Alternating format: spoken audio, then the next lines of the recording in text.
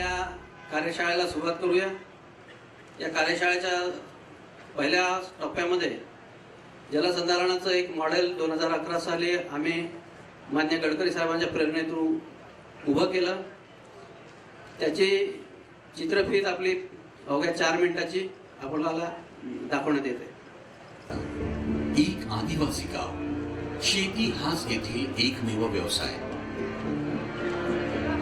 जसं की आपल्या सर्वांना माहीतच आहे की शेतीसाठी पाणी हा महत्त्वाचा घटक असतो आणि ही समस्या तामसवाडा व आसपासच्या गावांची होती। या ठिकाणी पुरेशी सिंचन व्यवस्था नसल्याने पावसाच्या पडणाऱ्या पाण्यावरच शेती अवलंबून होती। यासह आणखी एक गंभीर समस्येला तामसवाड्यातील नागरिकांना सामोरे जावे लागत होते आणि ते म्हणजे पावसाळ्यात निर्माण होणारी पूरस्थिती। याचा प्रतिकूल परिणाम शेतीवर पडत असे। त्यामुळे येथील गावकरी उपजीविकेच्या शोधात शहरांकडे स्थलांतरण करीत असे। पूर्ती सिंचन समृद्धी कल्याणकारी संस्थेने शेती अभावी शहरांकडे होत असलेल्या स्थलांतरणाचा हा प्रश्न ओळखून त्यावर चिंतन केले। संस्थेने गावकऱ्यांच्या बैठकी घेऊन पावसाचे पाणी साठवण्याची संकल्पना मांडली आणि या कामात संस्थेने स्वतः पुढाकार घेतला।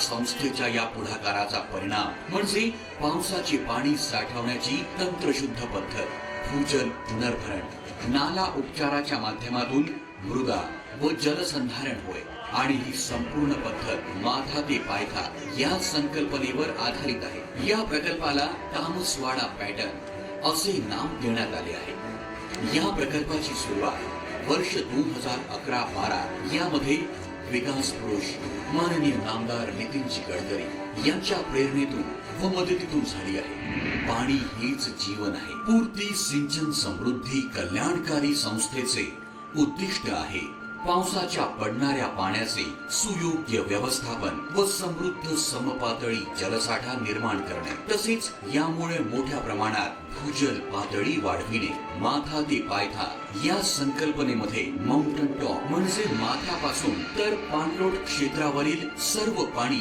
अडवून साठवले जाते। प्रक्रियेमधील मुख्य घटक रुंदीकरण, खोलीकरण, अस्तित्वात असलेल्या विविध घटकांची दुरुस्ती, गाळ काढणे, संपूर्ण प्रक्रियेतील अगदी लहानातल्या लहान गोष्टी देखील भूवैज्ञानिकांच्या मार्गदर्शनाखाली पूर्ण करण्यात आल्या। उंच भागावरून येणाऱ्या पाण्याचा प्रवाह व्यवस्थित राहावा, तसेच अनावश्यक वस्तूंना अटकाव होण्यासाठी नाल्यामध्ये विविध ठिकाणी गॅबियन स्ट्रक्चर निर्माण करण्यात आले। या संपूर्ण प्रक्रियेची फलश्रुती परिसरातील भूजल पातळीमध्ये मोठ्या प्रमाणात वाढ झाली। तामसवाडा पॅटर्न नाला उपचार संकल्पनेतील ठळक वैशिष्ट्ये जमीन अधिग्रहणाची आवश्यकता नाही, अनुकंपा किंवा नुकसान भरपाई देण्याची गरज नाही, पुनर्वसनाची आवश्यकता नाही, स्थलांतरण नाही। नाला उपचार पद्धतीमुळे आधीच्या तुलनेत पाणी साठवण क्षमतेमध्ये 10 पटीने वाढ झाली आहे। तामसवाडाच नाही तर परिसरातील आकोली,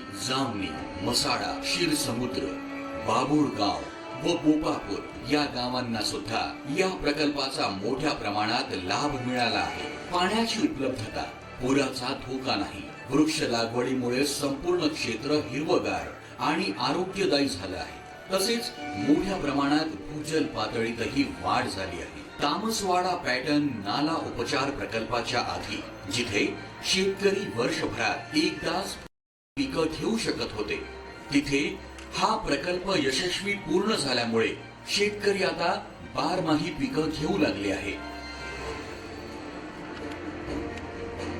ही एक ऊसागड्डी जमीन आहे, ज्यामध्ये पावसाळा संपल्याच्या नंतर आमची जे पिकं आहे ते म्हणजे कोंबडीजून जातात। तर आम्ही या आपले काही साधन घेऊन सध्या नाल्याचं पाणी घेऊन आम्ही या शेतीला देतो। आमच्या शेतीला संजीवनी या पाण्यापासून मिळते। याचबरोबर या प्रकल्पाचे इतरही अनेक लाभ झाले आहेत, जसे पडीक जमीन शेती कसण्यायोग्य होणं, पाण्याच्या उपलब्धतेत वाढ झाल्याने पशुपालनालाही चालना मिळाली आहे। खोलीकरणाच्या नंतर पाणी साचल्या गेलं, ठिकठिकाणी पाणी थांबवलं गेलं, त्याच्यामुळे आमच्या विहिरीचे रिचार्ज वाढले। माझं नाव ज्ञानेश्वर गोपाळराव चावरे आहे। मी तामसवाडा इथे माऊचा निवासी पण आहे। आणि माझ्याजवळ शेती आहे. शेती काढून माझ्या जो गडकरी साहेबांनी नाला बनवलेला आहे त्या नाल्यामुळे मला भरपूर काही फायदे झाले. फायदे असे की अगोदर 3 ते 4 महिने पाणी टिकत होतं, आज 8 ते 9 महिने आणि काही जागेमध्ये वर्षभर सुद्धा पाणी टिकून राहिलेलं आहे. आणि समोरच्या आता आमच्या शेतामध्ये पाणी धसणार होतं, म्हणजे बाहेरचं पाणी नाल्याचं येणार होतं, वरतून आमच्या शेतात जात होतं. पाणबंदस्ती झाल्यामुळे आमचे शेतात पाणी शिरणं सुद्धा बंद झालं, म्हणजे आमचे वावर वाहून जाणं हे सुद्धा बंद झालं. आणि समोर आता पाण्याची पातळी टिकून आहेत, आम्हाला 2च पिकं घेता होते, आता 3रं पीक सुद्धा घेता येतं. 3रं पीक म्हणजे असं की ऊस आहे 12 महिने चालवता येते, त्याच्यानंतर काही थोडी फल्ली घेता येते, भाजीपाले सुद्धा घेता येते. तामसवाडा पॅटर्न नाला उपचार पद्धतीमुळे भूजल पुनर्भरणाची प्रक्रिया परिणामकारकरित्या झाली आहे. यामुळे गावकऱ्यांना पाण्याच्या उपलब्धतेची जणू हमी मिळाली आहे. तामसवाडा पॅटर्न नाला उपचार पद्धतीची यशस्वीता पाहता विदर्भातील अनेक गावांमध्ये हा पॅटर्न राबविण्यात आला. स्थानिक आदिवासी शेतकऱ्यांना उपलब्ध झाले मुबलक पाणी, पीक व शेत जमिनींना मिळाले पुनरुज्जीवन. पाळीव प्राण्यांच्या संख्येत झालेली वाढ व एकंदरीत तामसवाड्यातील शेतकऱ्यांचा उंचावलेला जीवनस्तर आज आपण अनुभवत आहोत पूर्ती सिंचन समृद्धी कल्याणकारी संस्थेच्या अथक प्रयत्नामुळे. पूर्ती सिंचन समृद्धी कल्याणकारी संस्था भविष्यातही समाजातील अशा गरजांसाठी झटत राहील. चला भूजलाचा समृद्ध साठा निर्माण करूया. पावसाचे पडणारे पाणी पाण्याचा एकमेव स्रोत आहे. आपण याला वाचवूया. हा उद्या आपल्याला वाचवेल.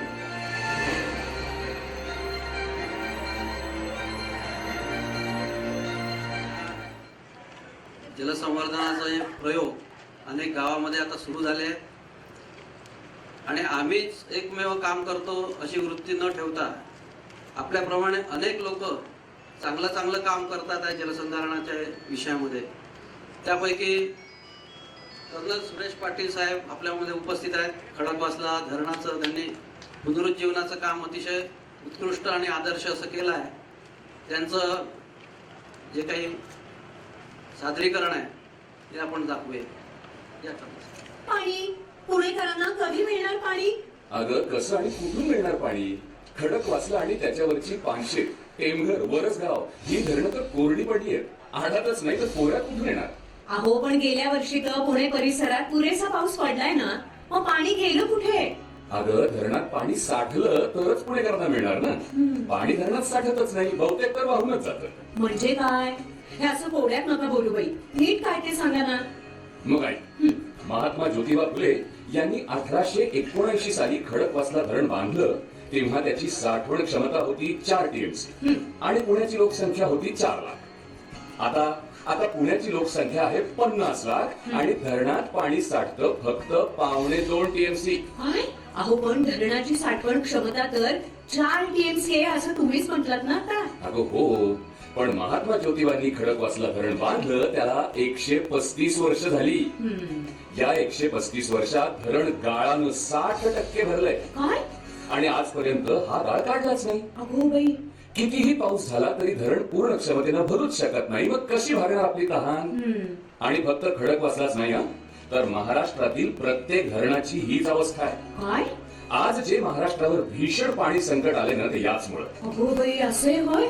मी आपल्या पावसाला दोष देत होते ना. आपलं पाऊस पडायचा तितकाच पडेल, आपला त्यावर कंट्रोल नाही. पण जो काही पाऊस पडलाय ते पाणी साठवून ठेवणं तर आपल्या हातात आहे ना. हो ना. आपल्याकडे काय, पडलेला पाऊस धरणात साठतच नाही. जवळपास सगळी धरणं गाळानं भरली आहेत. याला काहीतरी उपाय असेल ना. पण एका वाक्यात सांगायचं तर धरणातला गाळ काढून टाकायचा आणि धरणाचं पुनरुज्जीवन करायचं. बस हाच एक उपाय. हे करणार कोण? कोण करणार? अगं पुण्यात खडकवासला धरणातील गाळ काढायचं काम केव्हाच सुरू झालंय. कोण करते हे काम? ग्रीन थंब नावाची संस्था निधड्या छातीनं सीमेवर देशाचं रक्षण करून निवृत्त झालेल्या लष्करी अधिकाऱ्यांनी स्थापन केलेली सेवाभावी संस्था आहे ही. वा. कर्नल सुरेश पाटील, कर्नल लक्ष्मण साठे आणि त्यांचे सहकारी ग्रीन थंब मध्ये आहेत. त्यांनी खडकवासला धरणातील गाळ काढून पुणेकरांची तहान भागवण्यासाठी महात्मा ज्योतिबा फुले पाणी चळवळ अभियान सुरू केलं. वा. त्यांना श्रीमंत दगडूशेठ हलवाई गणपती ट्रस्ट आणि अशा अनेक नामवंत संस्थांची साथ लाभली आहे. आपल्या सैन्य दलानं सुद्धा त्यांना मदत केली आहे. वा.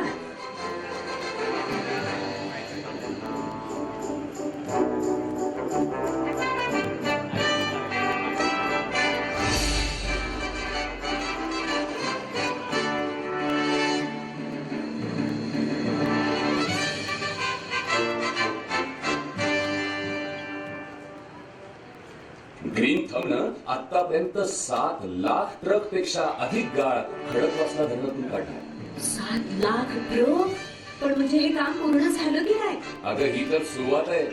खडकवासला धरण क्षेत्राच्या दोन्ही बाजूंच्या एकूण 44 किलोमीटर अंतरापर्यंतचा गाळ काढावा लागणार आहे. आणि हा गाळ परत धरणात येऊ नये म्हणून पाणलोट क्षेत्रात 50 लाख झाडं लावायची आहेत. बर. त्यामुळे खडकवासला धरण परिसर एक निसर्गरम्य पर्यटन स्थळ म्हणून आपोआप विकसित होईल. पण ह्या एवढ्या मोठ्या काढलेल्या गाळाचं करायचं तरी काय? गाळाचं काय करायचं काय विचारते? साधं काळं सोनं आहे ते. सुपीक खत आहे. हा बराचसा गाळ परिसरातल्या शेतकऱ्यांना फुकट दिला गेलाय. त्यामुळे त्यांच्या जमिनी सुद्धा सुपीक झाल्यात आणि त्यांच्या उत्पन्नात दुप्पट वाढ झाली आहे. आहेस कुठं? अरे वा. जेव्हा हे काम सगळं पूर्ण होईल ना तेव्हा खरंच खडकवासला धरणाचा अगदी काया पालट होईल नाही? काम मोठं आहेच, पण आपण सगळे पुणेकर यात सहभागी झालो तर काम हा हा म्हणता पूर्ण होईल. हा, हे खरं. हे सगळं आपलंच काम आहे. आपण यात तन मन धनानं सहभागी व्हायला पाहिजे. पण आपण काय करू शकतो बरं?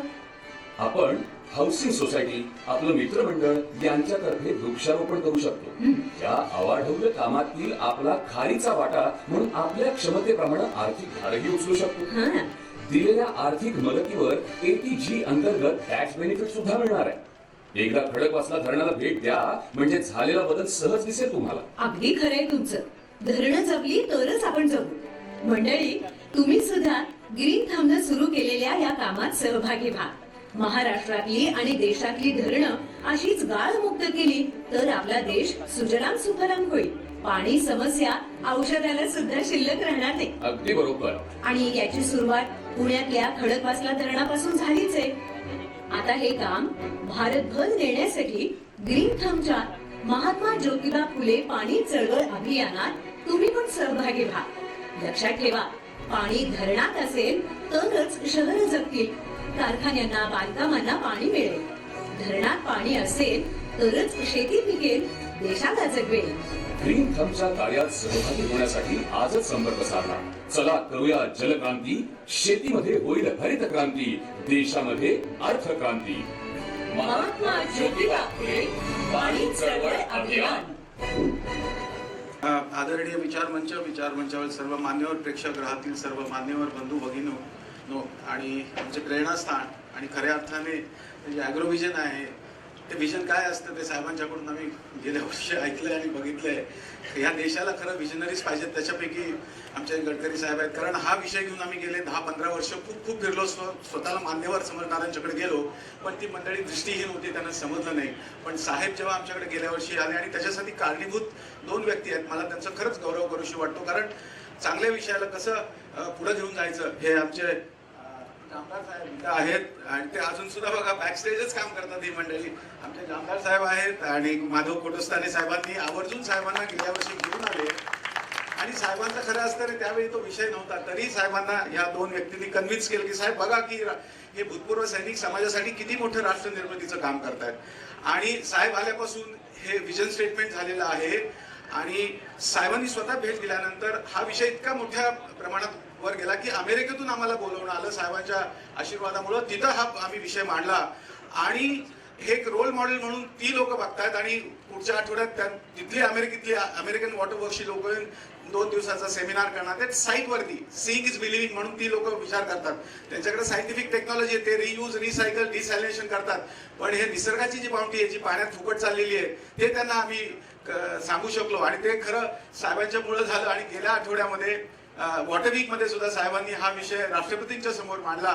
आणि आता आपण बघितलं 7 लाख ट्रक आम्ही, हे जुनं आहे, आता तर 15 लाख ट्रक काढलेत. आणि सांगणं गरजेचं, आपण सगळे मान्यवर आपल्याला माहिती आहे, पण तरी पण मी रिएटरेट करतो की जेव्हा आपण 1 ट्रक माती बाहेर काढतो त्यावेळेला 1 टँकर इतकं आपण पाणी तिथे साठण्याची क्षमता निर्माण करतो. आज आपण 15 लाख ट्रक काढले म्हणजे 15 लाख गुणिले 10,000 म्हणजे 10,000 म्हणजे लिटर एका टँकरची जर आपण क्षमता पाहिली तर इतके मिलियन्स ऑफ लिटर्स ऑफ पाणी आपण वाचवतो. आणि ते सायंटिफिक टर्म्स मध्ये जर आपण कोटस्थानींच्या शब्दामध्ये म्हटलं तर ते 0.20 TMC म्हणजे त्या क्षमतेचं जर आज आपल्याला धरण बांधायचं म्हटलं तर 500 ते 700 कोटी लागतील. पण ते आपण लोकांच्या सहभागातून आपण ते करून दाखवलं. आणि आमचं साहेबांना सुद्धा हीच विनंती आहे की आपण ही धरणं जर सगळी धरणं देशातली धरणं जर आपण स्वच्छ करू शकलो आणि आम्ही कॅचमेंट एरिया ट्रीटमेंट जे करतोय त्याच्यामध्ये 10 लाख बांबू लावतोय आणि साहेबांच्या ऑर्डर्स प्रमाणे आपण तिथं बांबू प्लांटेशन करतोय. 50 लाख बांबू लावायचा ईच वन प्लांट वन म्हणून आम्ही हे कॅम्पेन राबवतोय. प्रत्येक पुणेकरासाठी एक झाड. आणि कॅचमेंट एरियामध्ये कारण मोठ्या प्रमाणात झाडतोड झालेली आहे आणि आजकाल पाऊस सुद्धा आज सारा इरॅटिक झाला. म्हणजे आपण लहान असताना 4 महिने पाऊस पडायचा.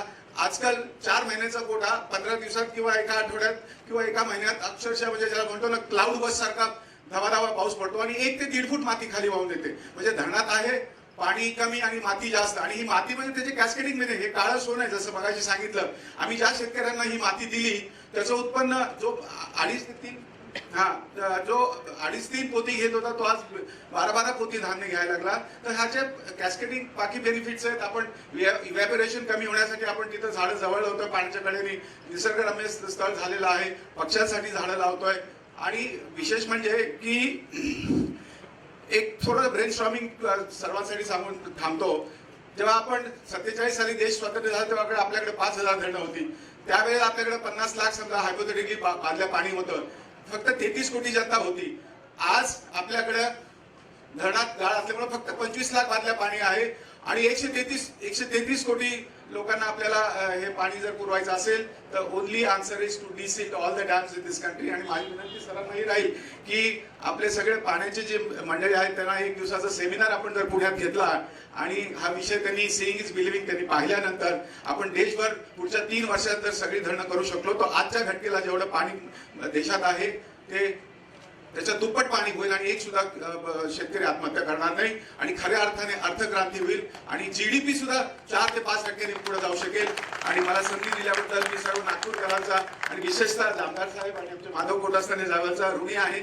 मला माझ्यासारख्या एका सैनिकाला संधी दिली. कारण सैनिकाला ज्या देशात मान असतो तो देश खरंच प्रगत होऊ शकतो. सैनिक आणि शिक्षक. Thank you so much. God bless all of. Gadkari साहेबांना वेळ कमी असल्यामुळे ते आपलं मार्गदर्शन करून त्यांनी ते जाऊ शकतील. त्यापूर्वी आमच्या टीमपैकी श्री शिरीष आपटे हे अध्यक्ष अभियंता आहेत. नुकताच त्यांचा इंडिया टुडे ग्रुपतर्फे भंडारा जिल्ह्यातील मालगुजारी तलावांच्या पुनरुज्जीवनासाठी पुरस्कार मिळाला आहे त्यांना. मी गडकरी साहेबांना विनंती करतो की त्यांनी त्यांचं कौतुक करावं. तसंच आमचे सचिव जलसाक्षरता केंद्र यशदाचे जलनायक म्हणून अपॉइंट झाले आहेत माधव कोटस्थाने यांचाही गडकरी साहेबांनी सत्कार करावा. जे उभे आहेत त्यांना विनंती आहे त्यांनी समोरून खाली बसावं की इकडे काही जागा आहे त्यांना बसता येईल. थोडा जागा कमी आहे तुम्हाला इथे बसून ऐकता येईल. आपल्या सगळ्यांकरता आपलं भविष्य बदलवणारा विषय म्हणजे पाणी आहे आणि पाण्याची कमी हीच आपल्या देशाची सगळ्यात मोठी समस्या आहे. त्यामुळे आपल्या सर्वांच्या सहकार्याने आपल्या गावामध्ये गावातलं पाणी गावात. रवीजी समोर गावातलं पाणी गावात, शेतातलं पाणी शेतात आणि घरातलं पाणी घरात. हे जर आपण त्याच ठिकाणी याचं संवर्धन केलं तर आपल्याकडे कधीही पाण्याची टंचाई भासणार नाही. आता या ठिकाणी तामसवाड्याची जी फिल्म आपण बघितली त्यामध्ये त्या गावात मी जेव्हा पहिल्यांदा ट्रॅक्टरवर बसून गेलो, माधव माझ्याबरोबर होता, दत्ता होते, त्या शेतकऱ्यांच्या शरीरावर कपडे नव्हते, गरिबी होती. परंतु पाणी आल्याबरोबर आता तिथे 2 पिकं व्हायला लागली. गावामध्ये हिरो होंडा आली, मोटरसायकल आली, 24 तास पाणी उपलब्ध झालं, प्यायला पाणी उपलब्ध झालं आणि गावाचं सामाजिक आर्थिक चित्र बदललं. गाव आता समृद्ध आणि संपन्न झालं पाण्यामुळे. आणि म्हणून आता माधव कोटस्थाने यांच्या नेतृत्वाखाली स्फूर्ती समृद्धी सिंचन योजनेने खूपच चांगलं काम केलं. आता जवाहरलाल नेहरू पोस्ट JNPT तर्फे मी 5 कोटी रुपये दिले वर्धा आणि नागपूर जिल्ह्याकरता, आणि त्यातले जे नाले आहेत असे रिचार्ज करण्याकरता त्यांनी मोठा आता 9 किलोमीटरचं काम पूर्ण केले. अशा अनेक प्रकल्प ते करत आहेत. गडचिरोलीमध्ये जंगल असल्यामुळे धरणं बांधता येत नाही, त्यामुळे गडचिरोलीचे खासदार आहेत ते माझ्या मागे लागले आहेत की गोदावरीवर तेलंगणामध्ये आंध्र प्रदेशमध्ये त्यांनी मोठ्या प्रमाणावर बॅरेजेस बांधले आहेत.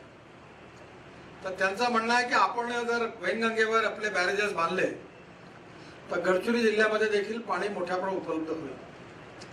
पण आपण हे बॅरेज तर बांधूच, पण छोट्या छोट्या नद्या आणि नाले याचं खोलीकरण रुंदीकरण जर केलं, आणि आपल्या इथे 4-5 जिओलॉजिस्ट बसले आहेत, काळी आहे, चेन्नई आहे, बरेच लोक आहेत, या सगळ्यांनी आपल्या सरकारी सेवेतून जिओलॉजीचा जो आहे त्याच्यात ते काम करतात.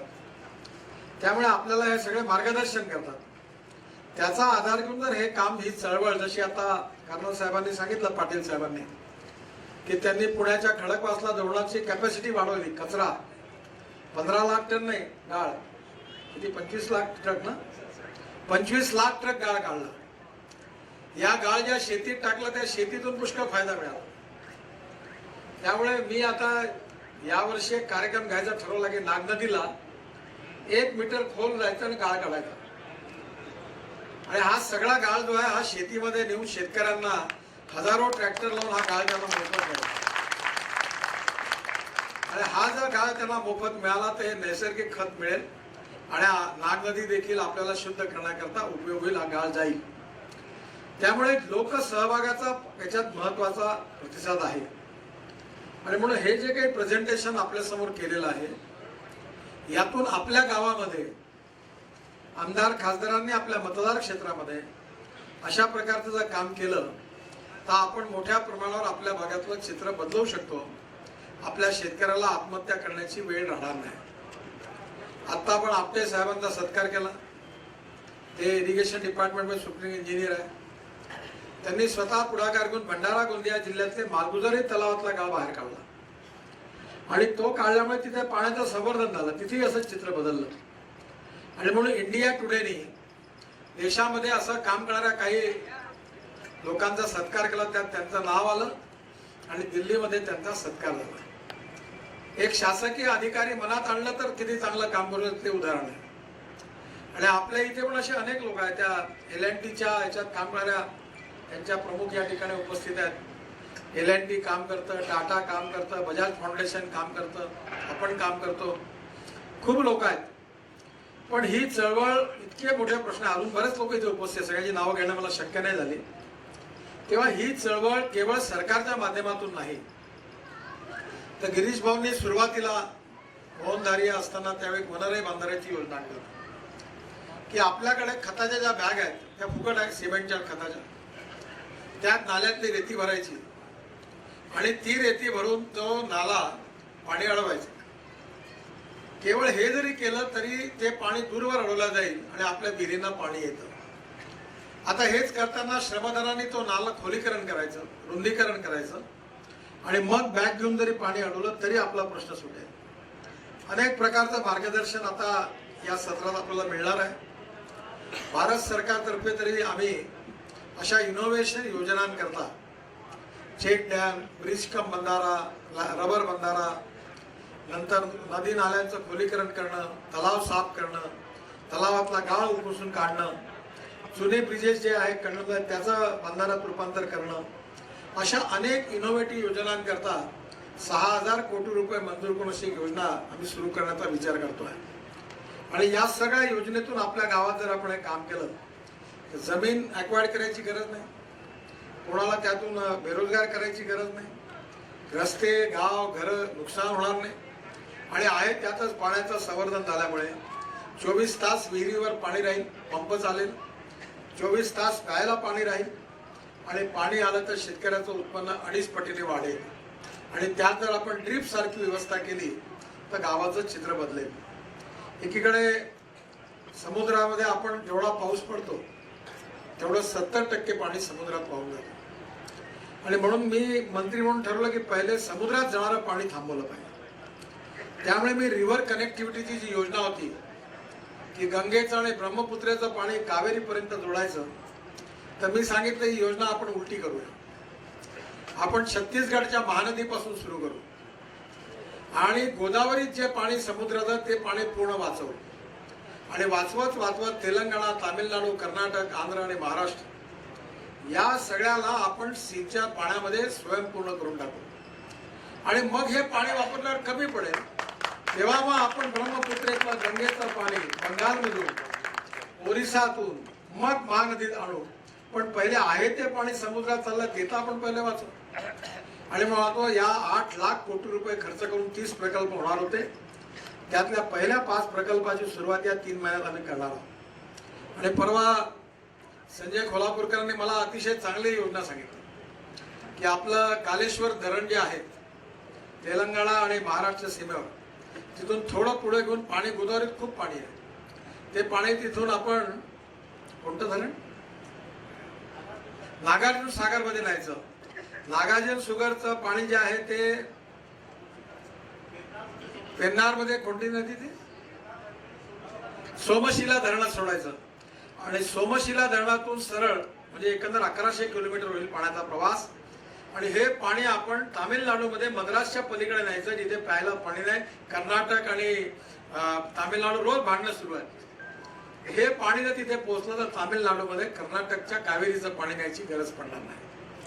त्यामुळे अशा प्रकारच्या अनेक योजना ज्या आहेत. आता गोदावरीचं पाणी आपण आणणार आहे. सगळे मराठवाड्यातले आणि नाशिक भागातले सगळे धरणं भरणार आहोत पूर्ण. त्यामुळे मराठवाड्यात आणि पश्चिम महाराष्ट्र, उत्तर महाराष्ट्रात पाण्याची गरज पडणार नाही. आणि पाणी आलं तर उत्पन्न वाढणार आहे. उत्पन्न वाढलं तर शेतकरी समृद्ध संपन्न होणार आहे.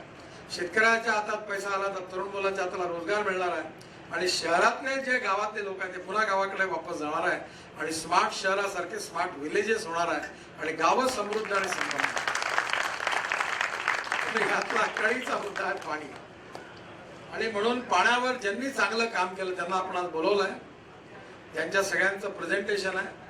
आपण ही चळवळ आहे, ही लोक चळवळ अजून वाढवावी, तुमच्या गावात सुरू करावी. तुम्ही यात पुढे यावं आणि यातून गावातील पाण्याचा प्रश्न सोडवावा. या भावनेतून या आता वर्कशॉपची सुरुवात होणार आहे. 2 चांगल्या सक्सेस स्टोरी तुम्ही बघितल्या आहेत. बाकीचे लोक मार्गदर्शन करणार आहेत.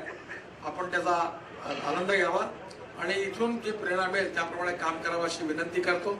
आणि पुन्हा एकदा आपल्या सगळ्यांचे धन्यवाद देतो. आज आपला कार्यक्रम 5 वाजता समारोपाचा आहे, त्याला आपण सगळ्यांनी हजर राहावं अशी विनंती करतो आणि माझं बोलणं संपवतो. धन्यवाद.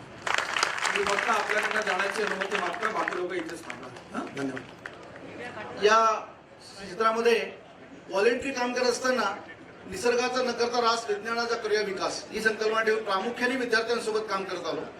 त्यात मागली 15 वर्षापासून नागपूरच्या शेजारी असणारा आणि आपल्या आसपास असणाऱ्या सर्व राष्ट्रीय उद्यान, टायगर रिझर्व यांना जोडणारा, मेट्रो रिजनला लागून असलेला पण दुर्लक्षित असा भाग कॉरिडॉर जो आहे बुटीबोरी उमरेड रोडचा, त्याला संवर्धित करता येईल का याच्यासाठी काम करतोय. आणि तिथेच केलेलं एक जे छोटंसं काम आहे त्याच्यामध्ये जलयुक्त शिवार अभियानाची अतिशय महत्वाची भूमिका आहे. शासनाच्या माध्यमातूनच केला आहे, फक्त पाठपुरावा आमचा होता.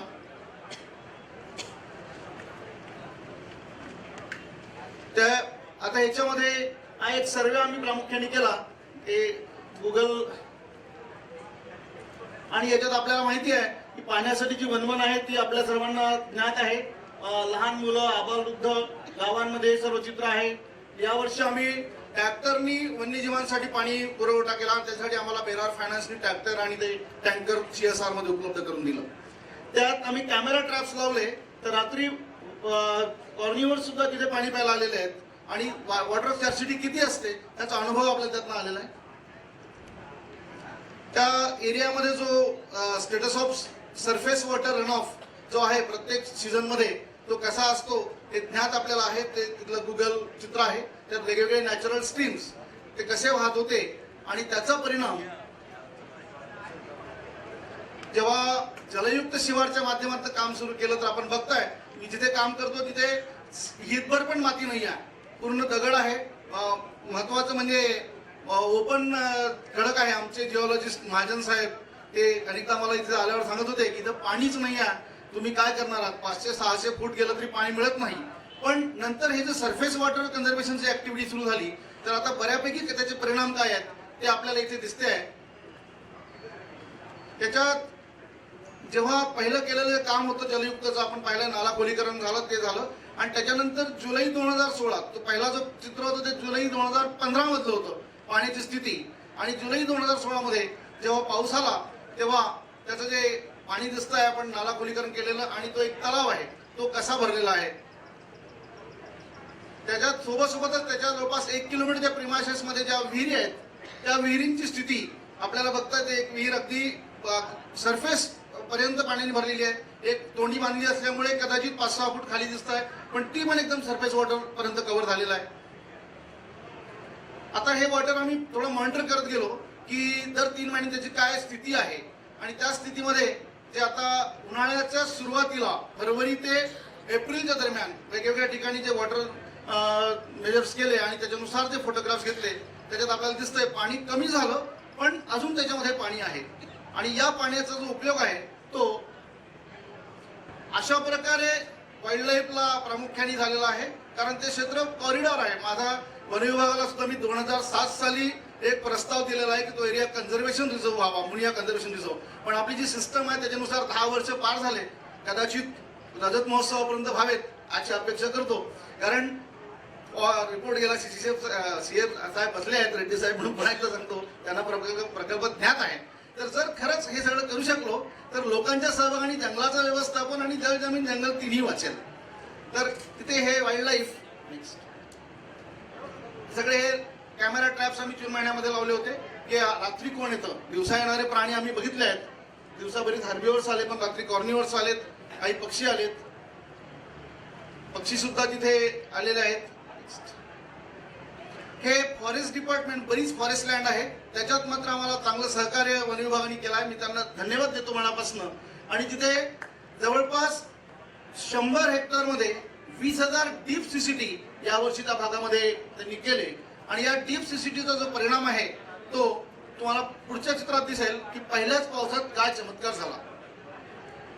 हे आपल्याला माहिती आहे, पाऊस थोडा थोडा आला यावर्षी, पाऊस खूप जास्ती आला नाही, नाल्यांमध्ये पूर आला नाही, नाला स्तब्ध होता, पण तरी सुद्धा आसपासच्या विहिरी आणि तलाव त्याच्यामध्ये पाणी आलं, कारण डीप सीसीटी बाकीचं सगळं हे त्याच्यामुळे हा चमत्कार घडला. तिथे एक थेंब पाणी नाही अशा ठिकाणचं ते आहे. आता त्यातलाच तो जो आमचा एक फार्म तलाव आहे जो गिरीश भाऊंच्या मदतीने सुरुवातीला सुरू केला होता, मग WCLनी CSR मध्ये मदत केली आणि असं करत करत इथपर्यंत आला, त्याचं हे पाण्याचं चित्र आहे. आता याच्यामध्ये तुकाराम महाराजांचे काही ओळी आहेत, त्याचा एक सारांश तिथे लिहिलेला आहे की पाऊस कुठे आणि कसा किती पडावा हे आपल्या हाती नाही आहे, पण आपण पडणाऱ्या पावसाचा योग्य विनियोग केला तर आपल्याला अपेक्षित फळ मिळू शकतं. आणि ते फळ आम्हाला मिळालं, त्याचा आम्ही प्रत्यक्ष साक्षात्कार घेतला. आणि म्हणून ते याच्यासाठी प्रामुख्याने मला अगदी सर्वेपासून तर पुढच्या प्रोसेसपर्यंत माधवराव कोटस्थाणे जे माझे गेली 30 वर्षाचे मित्र आहेत आणि त्यांच्यासोबत दत्ताजी जामदार आणि संपूर्ण पूर्ती सिंचन कल्याणकारी संस्थेची टीम यांनी फार मदत केली. त्याच्यासोबत आमचे जस्टिस अंबादाजी जोशी तेही स्वतः पैदल फिरले, या सर्वाचा अभ्यास करून त्यांनी प्रपोजल दिले आणि माननीय जिल्हाधिकाऱ्यांनी अगदी चुटकी धरसी, म्हणजे मला खरंच वाटतं उभ्याने त्या प्रस्तावावरती अशी सही केली आणि सांगितलं जिल्हाधिकाऱ्यांना फोन करून की हे गुगेसर आहे, असं करताय, 1 वर्ष रखडलेलं आहे, हे तुम्ही मार्गी लावा. आणि 15 दिवसात काम झालं आणि पुढे हा विषय दिसला.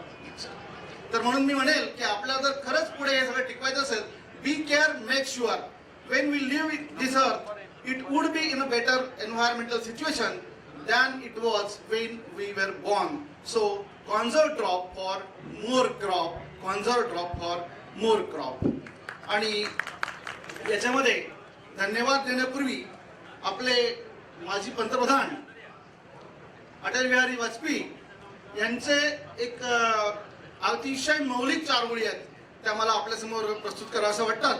ते म्हणतात की बाधाएं आती हैं, बाधाएं आती है, गिरे प्रलयों के घोर घटाए, गिरे प्रलयों के घोर घटाए, पाँव नीचे अंगारे, सर पर बरसे यदि ज्वालाए, पाँव नीचे अंगारे, सर पर बरसे यदि ज्वालाए, निज हाथों से हंसते हंसते, निज हाथों से हंसते हंसते आग लगाकर जलना सीखो, आग लगाकर जलना होगा, कदम मिलाकर चलना होगा, कदम मिलाकर चलना होगा. आणि त्याची प्रचिती आम्हाला मिळाली, आपण ऐकून घेतलं, त्याबद्दल धन्यवाद. या जलसंधारण कार्यशाळेसाठी जमलेले सर्व मान्यवर बंधू भगिनींनो, आपण आता जे काही प्रेझेंटेशन पाहिलं त्याच्यामध्ये शेतासाठी लागणारं पाणी, जंगलामध्ये असलेल्या प्राण्यांसाठी लागणारं पाणी आणि अन्यही काही प्रकारचे आपण उपक्रम पाहिले. पण मी आपल्या समोर प्रामुख्यानं शहरी भागामध्ये सुद्धा जलसंधारण होऊ शकते आणि शहरी भागातल्या पाण्याचे स्रोत जे आहेत, विहिरी असतील, बोरवेल असतील, तर त्याचंही जलसंधारण कसं होऊ शकते या संदर्भातला मोकळ्या जागेतील जलसंधारणाचा विश्वासनगर पॅटर्न जो मी यवतमाळला प्रत्यक्ष कार्यान्वित केला, त्याची यशस्वीता पाहिली आणि त्याच्यानंतर तशाच प्रकारचे मोकळ्या मैदानातले जलसंधारणाचे प्रोग्राम्स, प्रकल्प यवतमाळमध्ये, वर्धेमध्ये, अमरावतीमध्ये हे राबवले. त्याच्याबद्दल मी आपल्याला माहिती सांगणार आहे. सुरुवातीला 1-2 मिनिटांमध्ये त्या विषयाबद्दलचं माझं निवेदन राहील आणि 7.5 मिनिटाची या सगळ्या माझ्या उपक्रमावर जी मी फिल्म तयार केलेली आहे ती फिल्म मी आपल्या समोर या ठिकाणी सादर करणार आहे. त्या फिल्ममध्ये पुन्हा 2 भाग आहेत.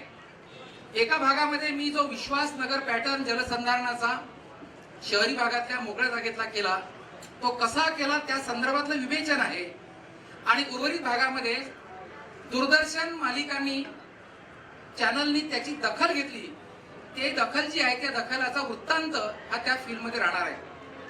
मित्रांनो, आपल्या सगळ्यांना माहिती आहे की साधारणपणे जलयुक्त शिवार सारख्या योजना ह्या मोठ्या मोठ्या आपण ऐकतो आणि त्यासोबत आपल्या शहरामधलं कितीतरी पाणी वाहून जातं.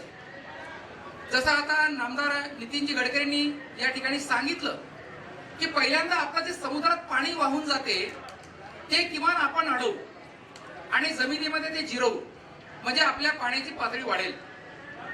मी असा विचार केला की माझ्या यवतमाळ शहरामध्ये माझ्या घरासमोर एक मोठं मैदान आहे आणि त्याच्यातलं पाणी हे वाहून चाललं जातं आणि माझ्या घरासमोर जी बोर आहे शासकीय आणि माझ्या घराची विहीर आहे त्याला पाणी येत नाही. आणि म्हणून पहिला प्रयत्न आपण असं करूया की हे मैदानातलं मोकळं जे मैदान आहे त्याचं पाणी वाहून जातं तर ते आपण जिरवू कसं शकतो, त्या ठिकाणी अडवू कसं शकतो, असा एक प्रयत्न केला आणि तो सगळा प्रयत्न लोकसहभागातनं केला, श्रमदानातनं केला. सरकारी अनुदान कुठलंही नाही त्या फिल्ममध्ये आपल्याला दिसेल. आणि नंतर मग त्याची यशस्वीता पाहिली. भूगर्भशास्त्रज्ञ असतील, त्याचे इंजिनियर्स असतील, जाणकार असतील, त्यांना विचारलं, त्याचं मार्गदर्शन घेतलं आणि त्याची यशस्वीता आज पाहिलेली आहे. त्याचा परिणाम असा झाला की वर्धा जिल्ह्यामध्ये आता माननीय माधवजी कोटस्थाने या सगळ्यांमध्ये प्रेरणास्त्रोत आहेत आपल्या सगळ्यांचे. त्यांनी आपल्या वर्धा जिल्ह्यातल्या सर्व नगर परिषदेच्या अध्यक्ष जे आहेत त्यांनी माझ्याकडे यवतमाळला पाठवलं की आपल्याला जर वर्धा जिल्ह्यामध्ये नगर परिषदमध्ये शहरी भागात जलसंधारण करायचं असेल तर एका यवतमाळला नितीन खर्चे सरांची भेट घ्या, त्यांनी काय केलं ते प्रकल्प पाहून या. आणि त्याप्रमाणे सर्व नगराध्यक्ष, त्यांच्यासोबत त्यांचे इंजिनियर्स हे सगळे यवतमाळला आले, तर प्रकल्प पाहिला आणि आज वर्धा जिल्ह्यामधल्या 6च्या 6 नगर परिषदांमध्ये हे जलसंधारणाचं शहरी भागातलं या ठिकाणी प्रकल्प उभा राहणार आहे. याचा मला विशेष आनंद आहे. मी फार आता आपला अधिक वेळ न घेता मी आमच्या तंत्रमित्राला विनंती करतो की त्या फिल्मला आपण सुरुवात करावी. प्रकल्पाला अनेक तज्ज्ञ आणि जाणकारांनी भेटी दिल्या, मोठ्या उत्साहानं पाहणी करून एकूणच प्रकल्पाच्या संयोजकांचं अभिनंदनही केलं. सदर प्रकल्प पूर्ण झाला आणि 3 वर्षांनंतर त्याचे सकारात्मक परिणाम दिसून आले. त्या ठिकाणी ही बहरलेली हिरवीगार वनराई. या प्रकल्पाचा दुसरा सकारात्मक परिणाम म्हणजे परिसरातील विहिरींची आणि बोरवेलची पाण्याची वाढलेली पातळी होय.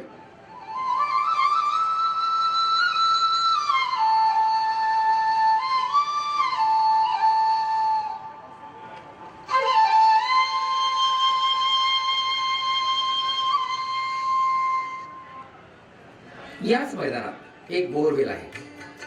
ती पण 2005 पर्यंत मे महिन्यातच आटायची.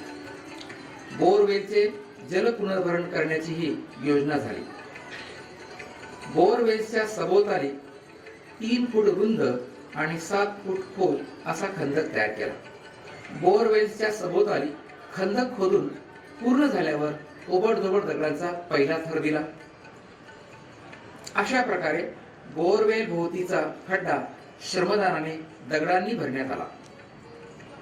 बोरवेल्सचे जल पुनर्भरण अशा पद्धतीने केलं तर पाणी भरताना जे पाणी वाहतं तेही तिथेच मुरतं. त्यामुळे पाण्याची पातळी वाढायला मदतच होते. जलसंधारणाचा हा संपूर्ण प्रकल्प लोकसहभाग आणि श्रमदानातून कोणतेही अनुदान न घेता झाला हे विशेष.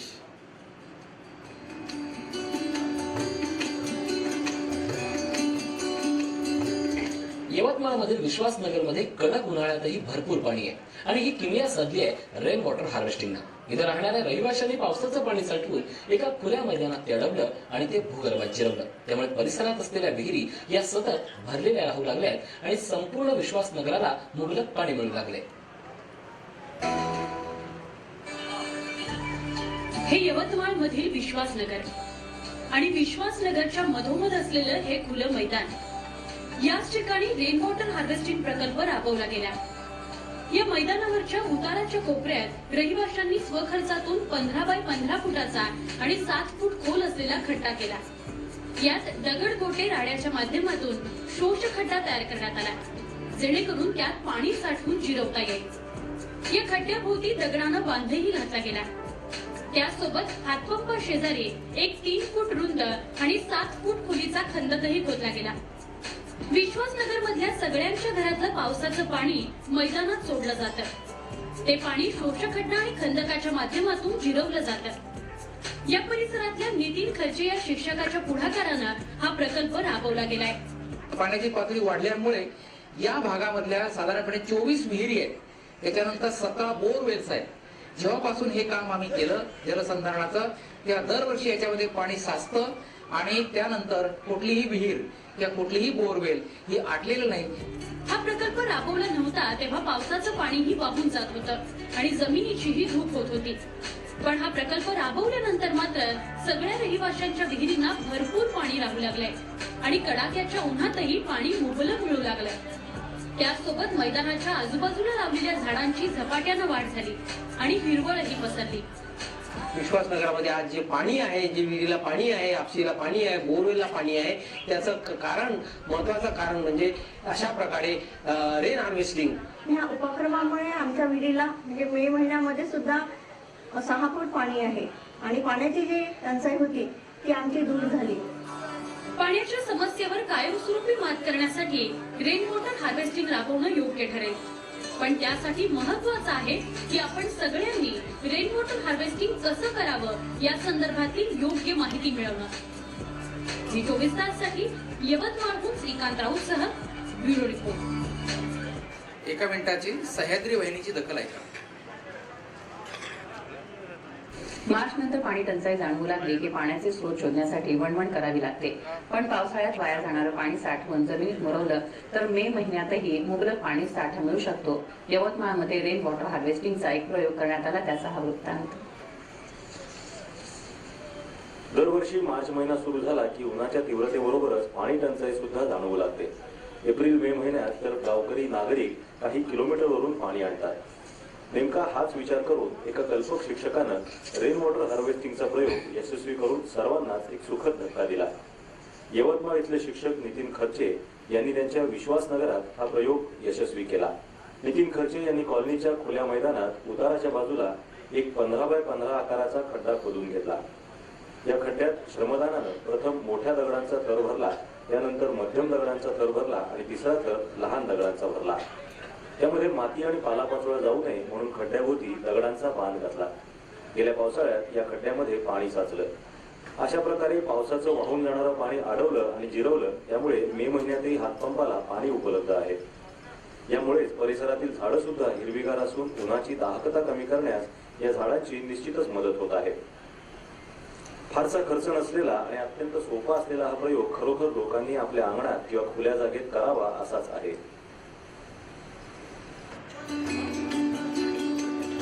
धन्यवाद. आपण सर्वांनी अशा प्रकारचं शहरी भागातलं जलसंधारण निश्चित करावं अशा प्रकारची अपेक्षा व्यक्त करतो. मी R.K. देशकर, भूवैज्ञानिक. आतापर्यंत आपण साधारणतः बाकी क्षेत्राबद्दल माहिती घेतली. मी ज्या क्षेत्राबद्दल सांगणार आहे तो म्हणजे पश्चिम महाराष्ट्रातला अकोला, अमरावती आणि बुलढाणा या क्षेत्रामध्ये असलेला सलाईन ट्रॅक, जो आम्ही त्याला पूर्ण ॲल्युएम म्हणतो. तो ॲल्युएम म्हणजे साधारणतः माती आणि रेती अशा मिळून बनलेला भाग आहे. हा पूर्ण ॲल्युएम म्हणून प्रसिद्ध ॲल्युएम आहे. आणि याच्यातला सगळ्यात मोठा प्रॉब्लेम म्हणजे हा सलाईन ट्रॅक आहे. हा खारपाण पट्टा आहे, आपल्याला सगळ्यांना माहित आहे. आणि या खारपाण पट्ट्यामध्ये साधारणतः पूर्ण ॲल्युएमचा भाग हा अकोला, अमरावती आणि बुलढाणा या 3 जिल्ह्यात पसरलेला आहे. या 3 जिल्ह्यामध्ये एकूण एरिया जर विचार केला पूर्ण ॲल्युएमचा हा 7500 स्क्वेअर किलोमीटरचा एरिया आहे. आणि त्यापैकी जवळपास 3500 स्क्वेअर किलोमीटरचा एरिया हा खारपाण पट्टा म्हणून प्रसिद्ध आहे. आणि या खारपाण पट्ट्याची खासियत अशी आहे की या एरियामध्ये जे काही पाणी आहे ते पूर्णपणे खारं पाणी आहे. आणि याच्यामध्ये पिण्याचं पाणी सुद्धा मिळू शकत नाही आणि शेतीला पाणी तर दुर्लभच आहे. आता या सगळ्या खारपाण पट्ट्यामध्ये मागच्या 20 ते 25 वर्षामध्ये भूजल सर्वेक्षण विकास यंत्रणेने बऱ्याच मोठ्या प्रमाणात काही प्रयोग केले की या खारपाण पट्ट्यामध्ये जे काही प्रॉब्लेम आहेत त्याला सोल्युशन काय द्यायचं. काही मोठ्या प्रमाणात प्रोजेक्ट झाले, पण त्या ह्याच्यातून असं लक्षात आलं की त्या ह्याच्यामध्ये त्या प्रोजेक्टमध्ये जे काही पायलट प्रोजेक्ट करण्यात आले त्याच्यामध्ये जे काही आवश्यक आपल्याला प्रयत्न होते ते अपुरे होते. आणि त्याच्यामुळे असं ठरलं की या सगळ्या खारपाण पट्ट्यामध्ये मोठ्या प्रमाणावर एक प्रकल्प घ्यायचे. आणि या खारपाण पट्ट्यामध्ये सगळ्यांना पाणी उपलब्ध व्हायचं. नुसतं पिण्याचं पाण्याचं नाही तर आपण शेतीसाठी सुद्धा कसं पाणी उपलब्ध करून द्यावं. आणि नुसतं शेतीसाठी पाणी उपलब्ध नाही तर त्याच्यामध्ये या खारपाण पट्ट्यामध्ये कुठल्या प्रकारचे पिकं घ्यावे याबद्दल सुद्धा साधारण विचार व्हावा. हा सगळ्या प्रयत्नातून मी हे प्रेझेंटेशन आपल्या समोर देतो आहे. याच्यामध्ये एक साधारणतः हा खारपाण पट्टा किती आहे, कुठे आहे असा मी साधारणतः दिलेला आहे.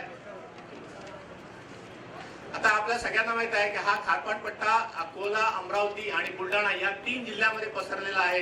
हा साधारणतः 16 तालुक्यामध्ये असलेला खारपाण पट्टा आहे. या खारपाण पट्ट्यातला साधारणतः आपण म्हणतो सी वॉटर जे आहे ते सी वॉटरचं TDS ज्याला आपण क्षारीकरण म्हणतो ते क्षार असतं 35,000 ppm. आणि या खारपाण पट्ट्यामध्ये जे क्षार आहे ते आहे 18,000 ppm. एवढं खारं पाणी आहे या सगळ्या खारपाण पट्ट्यामध्ये. आणि या सगळ्या खाऱ्या पाण्याचा जो काही उपयोग आहे आपल्याला तो उपयोग अतिशय कमी आहे. आणि या खारपाण पट्ट्यामध्ये सगळ्यात महत्वाचं म्हणजे जमिनीवर सुद्धा असा पांढरट हे झालेला आहे, क्षार आलेला आहे. त्याच्यामुळे जमीन सुद्धा निरुपयोगी झालेली आहे.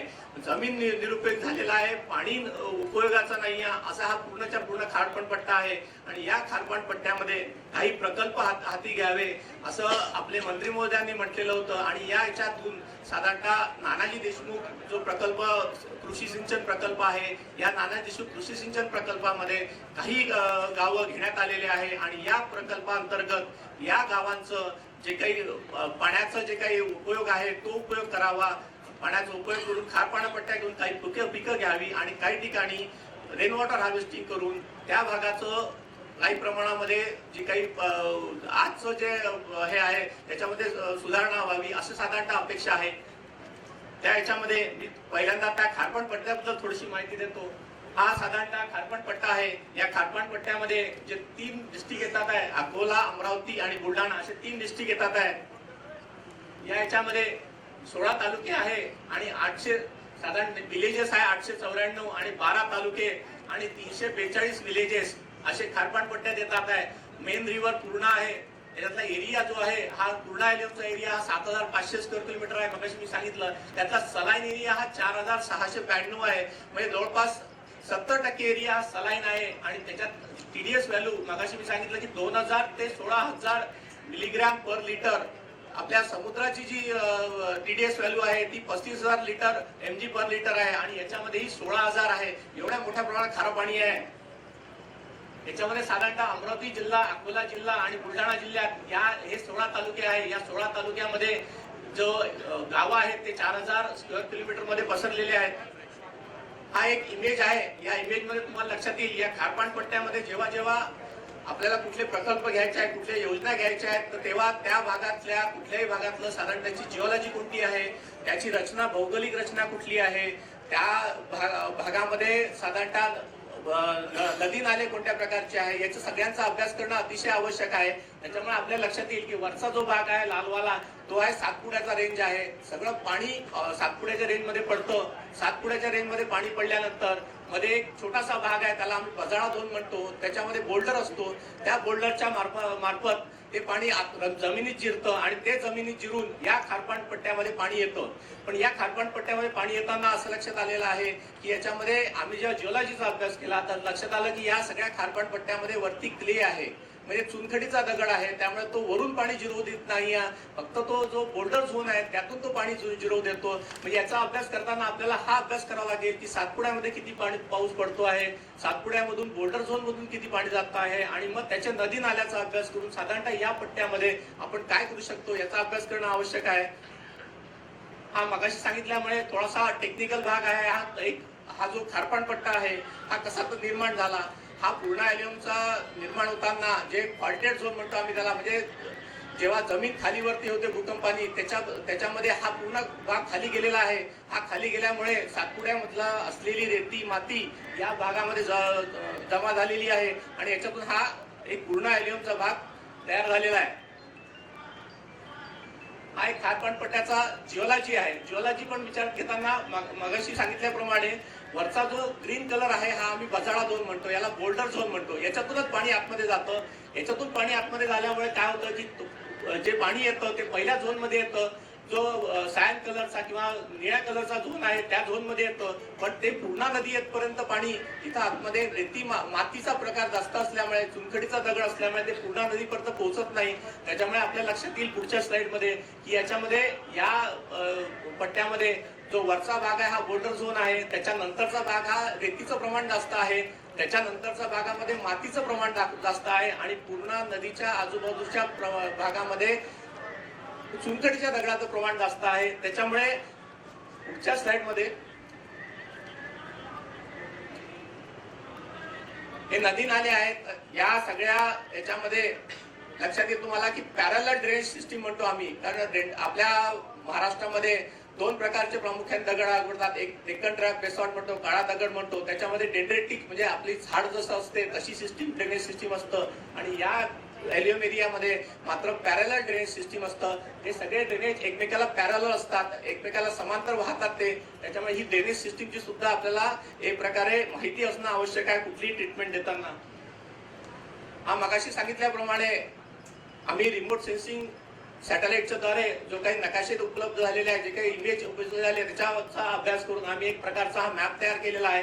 तर आम्हाला असं लक्षात आलं की वरच्या जो झोन आहे म्हणजे अचलपूर किंवा हा जो भाग आहे या भागामध्ये गोडं पाणी असतं बऱ्याच प्रमाणात, कारण बजाडा झोन मधून आलेलं पाणी या रेतीमध्ये मुरतं आणि या ठिकाणी गोडं पाणी मिळतं. पण जसं जसं आपण पूर्णा नदीकडे येतो तसं तसं पाण्याचा खाऱ्या पाण्याचा प्रकार वाढत जातो. या जो सिल्टेड झोन आहे ज्याला ब्राऊन कलर दिलेला आहे याच्यामध्ये क्षार कमी प्रमाणात आहेत, पण इथून क्षार सुरू होतो, म्हणजे इथून सलाईन झोन चालू होतो, खारपाण पट्टा सुरू होतो आणि जो पिंक कलर म्हणजे गुलाबी कलर जो दिलेला आहे त्या गुलाबी कलर मध्ये सगळ्यात जास्त क्षार जमा होतात आणि हा गुलाबी कलर जो असा हा पूर्णा नदीच्या आसपासचा प्रदेश आहे, याच्यात सगळ्यात मोठा क्षार असतो आणि हा क्षार असल्यामुळे या भागामधली सगळी जमीन सुद्धा खराब झालेली आहे आणि तिथं पिण्याचं किंवा शेतीला सुद्धा पाणी उपयोगाचं नाही आहे अशा तऱ्हेने. आणि खालच्या भागामध्ये थोडंसं गोडं पाणी आहे, कारण या ठिकाणी डेक्कन ट्रॅप आहे, हा जो दगडाचा प्रकार आहे हा सुद्धा इथं बदललेला आहे. त्याच्यामुळे हा खालचा भाग आहे याच्यात थोडंसं गोडं पाणी आहे. म्हणजे लक्षात येईल की साधारणतः उत्तरेकडला भाग आणि दक्षिणेकडला भाग हा भाग थोडासा गोड पाण्याचा आहे. मधला भाग मात्र पूर्णा नदीच्या आसपासचा भाग हा पूर्णपणे खारा पाण्याचा आहे. आता सगळ्यांचा हा विचार आहे की हे आलं कुठून हे सगळं, तर लक्षात आलं की ही जी पूर्णा नदी आहे ही जेव्हा वाहत होती किंवा ती आसनगाव म्हणून गाव आहे, या वाहत असताना ती पहिल्यांदा वाहते आहे, ती उत्तर दक्षिण वाहते आहे आणि आसनगावला येऊन ती अचानक 90 डिग्रीनी पूर्ण टर्न होते आणि 90 डिग्रीनी टर्न होऊन ती साधारणतः पश्चिमेकडे व्हायला सुरुवात होते. ही जी 90 डिग्री टर्न झालेली पूर्णा नदी आहे या 90 डिग्रीनी टर्न झाल्यानंतर याचा अभ्यास केल्यानंतर असं लक्षात आलं की हा साधारणतः जो रिफ्ट व्हॅली आम्ही म्हणतो टेक्निकली की भूकंपानंतर एक प्रकारचा मोठा खड्डा अशी व्हॅली तयार झालेली आहे. याच्यामध्ये सातपुडाचा रेती आणि माती येऊन डिपॉझिट झालेली आहे आणि त्याच्यात पाणी सुद्धा होतं, पण ते पाणी बाहेर निघायला काही जागा नव्हती आणि मग ते पाणी बाहेर न निघता तिथं इव्हॉपरेशन सुरू झालं आणि इव्हॉपरेशन सुरू झाल्यामुळे तिथं क्षार जमा झालं आणि क्षार जमा होत होत त्या हजारो वर्षापूर्वीचा क्षार आहे तो आणि तो क्षार जमा होत होत इथलं पाणी सलाईन होत गेलं आणि इथल्या मोठ्या प्रमाणात पाणी सलाईन झालं. असं साधारणतः त्याचा स्टडी करण्यात आलेला होता. पहिल्यांदा असं विचार झाला होता की हा सगळा भाग जो आहे हा कधी कधी समुद्राशी जोडलेला असेल आणि समुद्राशी जोडलेला असल्यामुळे खारं असेल, पण नंतर जेव्हा रिसर्च झाला याच्यामध्ये तर तसं लक्षात आलं की हा समुद्राशी न जोडता हा असा प्रकारे खारं झालेला आहे. आज आपल्याला सगळ्यांना माहित आहे पंजाबमध्ये सुद्धा अशाच प्रकारे वॉटर लॉगिंग होऊन पाणी खारं व्हायला सुरुवात झालेली आहे. म्हणजे जसं जसं पाणी वॉटर लॉग होते, पाण्याला बाहेर जायला जागा मिळत नाही किंवा वरून पाणी रेन वॉटरचं खाली जमिनीत मुरत नाही, तेव्हा पाणी खारं व्हायला सुरुवात होते आणि हजारो वर्षाचं पाणी असल्यामुळे हे खारं झालेलं पाणी आहे. एक दहीहांडा म्हणून विलेज आहे.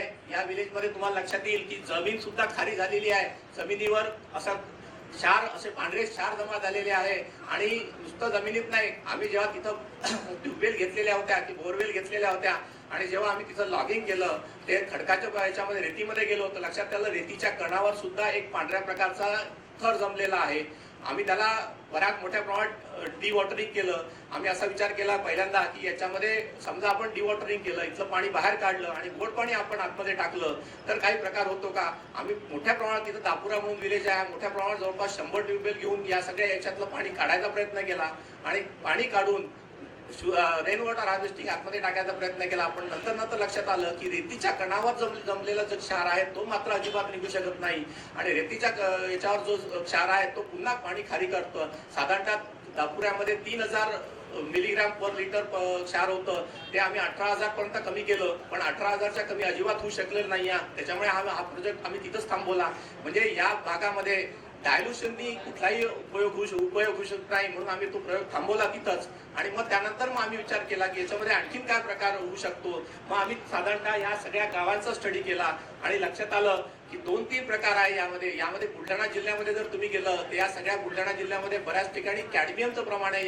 याच्यामध्ये या कॅडमियममुळे तिथले जे आमदार साहेब आहे कुंटे साहेब त्यांनी त्या याच्या पूर्ण गावांचा स्टडी केला. लक्षात आलं त्यांना की तिथं सगळ्यांना किडनी स्टोन मोठ्या प्रमाणावर होत आहे कारण या कॅडमियममुळे तिथं किडनी स्टोन होतो आणि या सगळ्या गोष्टीचा म्हणजे वॉटर क्वालिटीचा अभ्यास करावा लागेल, वॉटरचा पोटेन्शियलचा अभ्यास करावा लागेल, तिथली जिओलॉजी पाहावं लागेल. या सगळ्या गोष्टीचा अभ्यास करण्यात आला आणि मग या अभ्यासाअंती असं लक्षात आलं की याच्यामध्ये सोल्युशन देताना नुसते एखाद्या गावाचं सोल्युशन देता येत नाही किंवा एखाद्या नाल्याचं सोल्युशन देता येत नाही. या पूर्ण एरियामध्ये एक प्रकारचं ट्रीटमेंट देणं आवश्यक आहे. म्हणून या विहिरी आहेत या लक्षात आला की पूर्ण विहिरी ह्या बजाडा 2च्या सुद्धा आज ड्राय झालेल्या आहे. एका याच्यामध्ये अकोट किंवा तेल्लारा तालुक्यामध्ये किंवा याच्यामध्ये मोठ्या प्रमाणावर पिकं होती, आज तिथं पिकं पूर्णपणे कमी झालेली आहे. तिथलं प्रोडक्शन कमी झालेलं आहे कारण तिथलं पाणी लोकांनी उपसून घेतलेलं आहे आणि तिथं कुठल्याही प्रमाणावर रिचार्ज स्ट्रक्चर घेण्यात आलेलं नाही.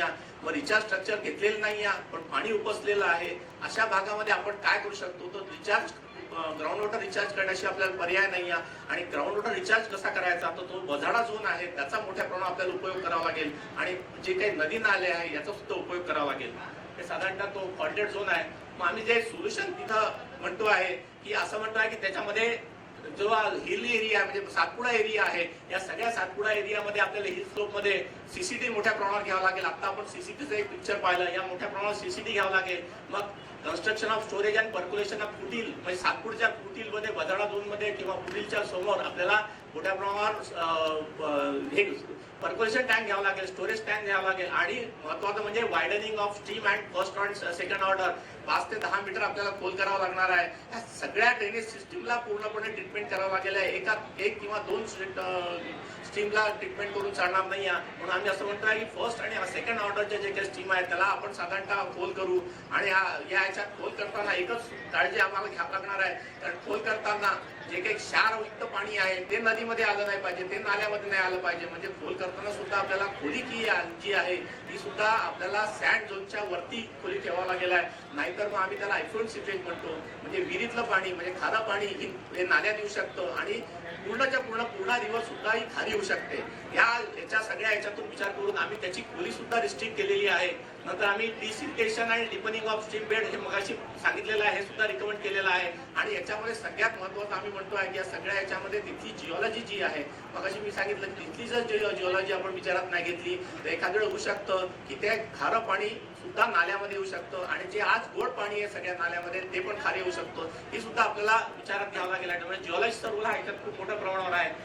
बाकी मग गॅबियन घ्यायचे आहेत, गॅबियन घेऊन काही ठिकाणी सीसीटी पण सिमेंट बंधारे पण घेता येईल. या सगळ्या याच्यामध्ये एक मोठं प्लॅनिंग तयार करून राहिलेलं. या सगळ्या प्लॅनिंगच्या याच्यामध्ये नानाजी देशमुख कृषी संजीवनी योजनामध्ये हा सगळ्या याच्यातली काही गावं टाकण्यात आलेली आहे. आणि या सगळ्या याच्यामध्ये एवढं सगळं प्लॅनिंग करून साधारणतः या गावांचा प्रश्न आपण कसा सोडवू असा आम्ही विचार करतो आहे. आणि हा प्रोजेक्ट लवकरच सुरू होता येईल आणि या सगळ्या गावांना नक्की फायदा होईल. धन्यवाद. नंतर आपल्या सगळ्यांना आणि आपल्या सगळ्यांच्या भविष्यासाठी अतिशय अनमोल असं भूजलाचं पाणी, ज्याचा उपसा आपण अतोनात करतो आहे, गैरवापर करतो आणि पाणी टंचाईला सामोरं जातो. या भूजल पुनर्भरणाच्या दृष्टीने आपल्या केंद्रीय ग्राउंड वॉटर बोर्डचे वरिष्ठ भूवैज्ञानिक डॉक्टर PK जैन सर आपल्यामध्ये उपस्थित आहेत. भूजलाच्या बाबतीत आणि भूजल पुनर्भरणाच्या बाबतीत आपल्याला ते मार्गदर्शन करतील अशी मी त्यांना विनंती करतो. इस सभागृह में उपस्थित सभी सम्माननीय अतिथियों का मैं हार्दिक स्वागत करता हूं, उनको नमस्कार करता हूं. आज मैं भूजल व्यवस्थापन इस पे बात करने वाला हूं. और भूजल से क्या आप सोचते हैं कि किसी भी एरिया का सोशियो इकोनॉमिक डेवलपमेंट हो सकता है? क्या वहाँ की सामाजिक और आर्थिक परिस्थिति बदल सकती है? इस बारे में बात करूँगा. सबसे पहले मैं बताना चाहता हूँ कि पृथ्वी पे जितना भी पीने योग्य या फ्रेश वाटर है उसका सबसे बड़ा कौन है? उसका सबसे बड़ा उपभोक्ता है कृषि क्षेत्र, जो लगभग 80 से 85% जल का उपयोग करता है. बचा हुआ 15% जो जल होता है उसका उपयोग जो है वो डोमेस्टिक और इंडस्ट्रियल यूज के लिए होता है. तो सबसे बड़ा उपभोक्ता हो गया हमारा कृषि क्षेत्र. और पानी की जो उपलब्धता है इसके बारे में अगर बात करें और हम इंडियन सिनारियो में बात करें तो एक छोटा सा आंकड़ा आपको बताना चाहता हूँ कि जब हम भारत की बात करते हैं तो दुनिया में जितना भी रहने योग्य या जमीन है उसका केवल 2% हिस्सा हमारे हिस्से में आता है. जल संसाधन की बात करें तो भारत के हिस्से में केवल 4% दुनिया में उपलब्ध जो पीने योग्य या उपयोग योग्य जल है उसका हिस्सा आता है. और जब हम जनसंख्या की बात करते हैं तो हमारी जनसंख्या आज के दिन में लगभग 17% से ऊपर जा चुकी है. हमारे पास जनसंख्या ज़्यादा है, रिसोर्स कम है. बात करिए सन 1947 की, जब भारत स्वतंत्र हुआ था तो हमारे देश में प्रति व्यक्ति जो जल की उपलब्धता थी वो 6000 क्यूबिक मीटर से ज़्यादा थी, जो 2001 के आते आते 1820 क्यूबिक मीटर बची और आज की डेट में 1510 क्यूबिक मीटर है. और इसी हिसाब से अगर जनसंख्या बढ़ती रही तो जल में हमारी हिस्सेदारी कम होती जाएगी और सन 2047 के आते आते हमारे पास में प्रति व्यक्ति जो जल की उपलब्धता होगी वो 1000 क्यूबिक मीटर से कम होगी. और दुनिया में जो वर्ल्ड बैंक का और संयुक्त राष्ट्र संघ का एनालिसिस है उसके हिसाब से हम वाटर स्ट्रेस कंट्री कहलाएंगे. हमने आज जल संसाधनों का भरपूर उपयोग करके जो ग्रीन रेगुलेशन ला लिया, हमने फूड सिक्योरिटी ला दी, हमने सारे चीज ला दी, पर हमने कभी ये नहीं सोचा कि इसमें जो जल का ओवर एक्सप्लॉइटेशन हुआ है, भूजल का ओवर एक्सप्लॉइटेशन हुआ है, उसके भी दूरगामी दुष्परिणाम हमें देखने मिले हैं। हमारे देश में अधिकांश हिस्सों में देखिए तो भूजल का स्तर काफी नीचे जा चुका है और गर्मी के आते आते हपसी वहाँ सूखने लगते हैं और पानी की कमी महसूस की जाती है। अगर इस पानी की महसूस कमी से अगर हमें निपटना है तो हमें कुछ ना कुछ ऐसे उपाय करना है जिससे हम अपने सिस्टम को आगुमेंट कर सकें, उसके रिसोर्स को भर सकें और हम जो पानी जो हमारा भूजल जो है हमारा most dependable source of water supply है, उसको आगुमेंट करके हम वर्ष भर पानी की उपलब्धता या सस्टेनेबल रिसोर्स डेवलप कर सकें। अब मैं आपको एक छोटा सा एग्जाम्पल देना चाहता हूँ। ये तामसवाड़ा का एग्जाम्पल है। तामसवाड़ा यहाँ से लगभग 70 किलोमीटर दूर वर्धा डिस्ट्रिक्ट में सेलू तहसील में एक छोटा सा गाँव, ये आदिवासी बहुल गाँव है और सबसे बड़ी चीज है कि ये जो गाँव है एक रिच पर स्थित है, यानी चढ़ाव पे है, पानी वहाँ टिकता ही नहीं है। वहाँ पे एक छोटा सा प्रयोग हमारे जल पूर्ति सिंचन समृद्धि संस्था की तरफ से किया गया, जिसमें माननीय दत्ताजी जामदार और माननीय माधवराव पोषस्थाने की अगुवाई में ये काम किया गया। और इस प्रयोग में आपको जानकर आश्चर्य होगा कि किस तरीके से उस क्षेत्र में सामाजिक और आर्थिक परिवर्तन आए, लोगों की सोच बदली। मैं दिखाना चाहता हूँ कि ये गांव जहाँ पर खेती तो छोड़िए, गर्मी के आते आते पीने का पानी नहीं रहता था और पीने के लिए टैंकर से पानी सप्लाई होता था। कृषि के नाम पे केवल ज्वारी बाजरी और छोटे से क्षेत्र में केवल कपास की खेती होती थी और ये कपास की खेती भी पानी के अभाव में इसकी उत्पादकता बहुत कम थी। कुछ चित्र देखिए जिसमें दिखता है कि पानी का स्तर काफी नीचे जा चुका है और जितने भी सरकारी योजनाएं होती हैं वो योजनाएं भी इस गांव में आई। इस गांव में सीमेंट नाला बंद बना, इस गांव में गैबियन स्ट्रक्चर्स बने, इस गांव में योजना के तहत वाटर कंजर्वेशन की सारी चीजें आई और धीरे धीरे उन वाटर कंजर्वेशन के स्ट्रक्चर्स में मट्टी और क्ले आ गई। क्ले आने से उनकी जो क्षमता थी वो क्षमता पूरी तरह खत्म हो गई। खत्म होने के साथ साथ वक्त के साथ साथ मेंटेनेंस के अभाव में उन जो स्ट्रक्चर्स थे उसमें टूट फूट भी हो गई और गांव में जल संरक्षण की बजाय एक फ्लड जैसी स्थिति भी बरसात में देखने मिलने लगी और लगभग 24 हेक्टेयर की जो जमीन थी वो बाढ़ के क्षेत्र में भी आने लगी। नेक्स्ट, इस परिस्थिति को ध्यान में रखकर एक इनोवेटिव टेक्निक जिसमें नाला खोलीकरण और नाला रुंदीकरण की बात की गई, इसमें वैज्ञानिक दृष्टिकोण, इसमें तांत्रिक इंजीनियरिंग दृष्टिकोण और इसमें एनवायरनमेंट का पूरा ध्यान रखा गया और ध्यान रखने के बाद में इसमें एक डिटेल प्लानिंग की गई। नेक्स्ट, डिटेल प्लानिंग की तहत पूरे ड्रेनेज की मैपिंग की गई।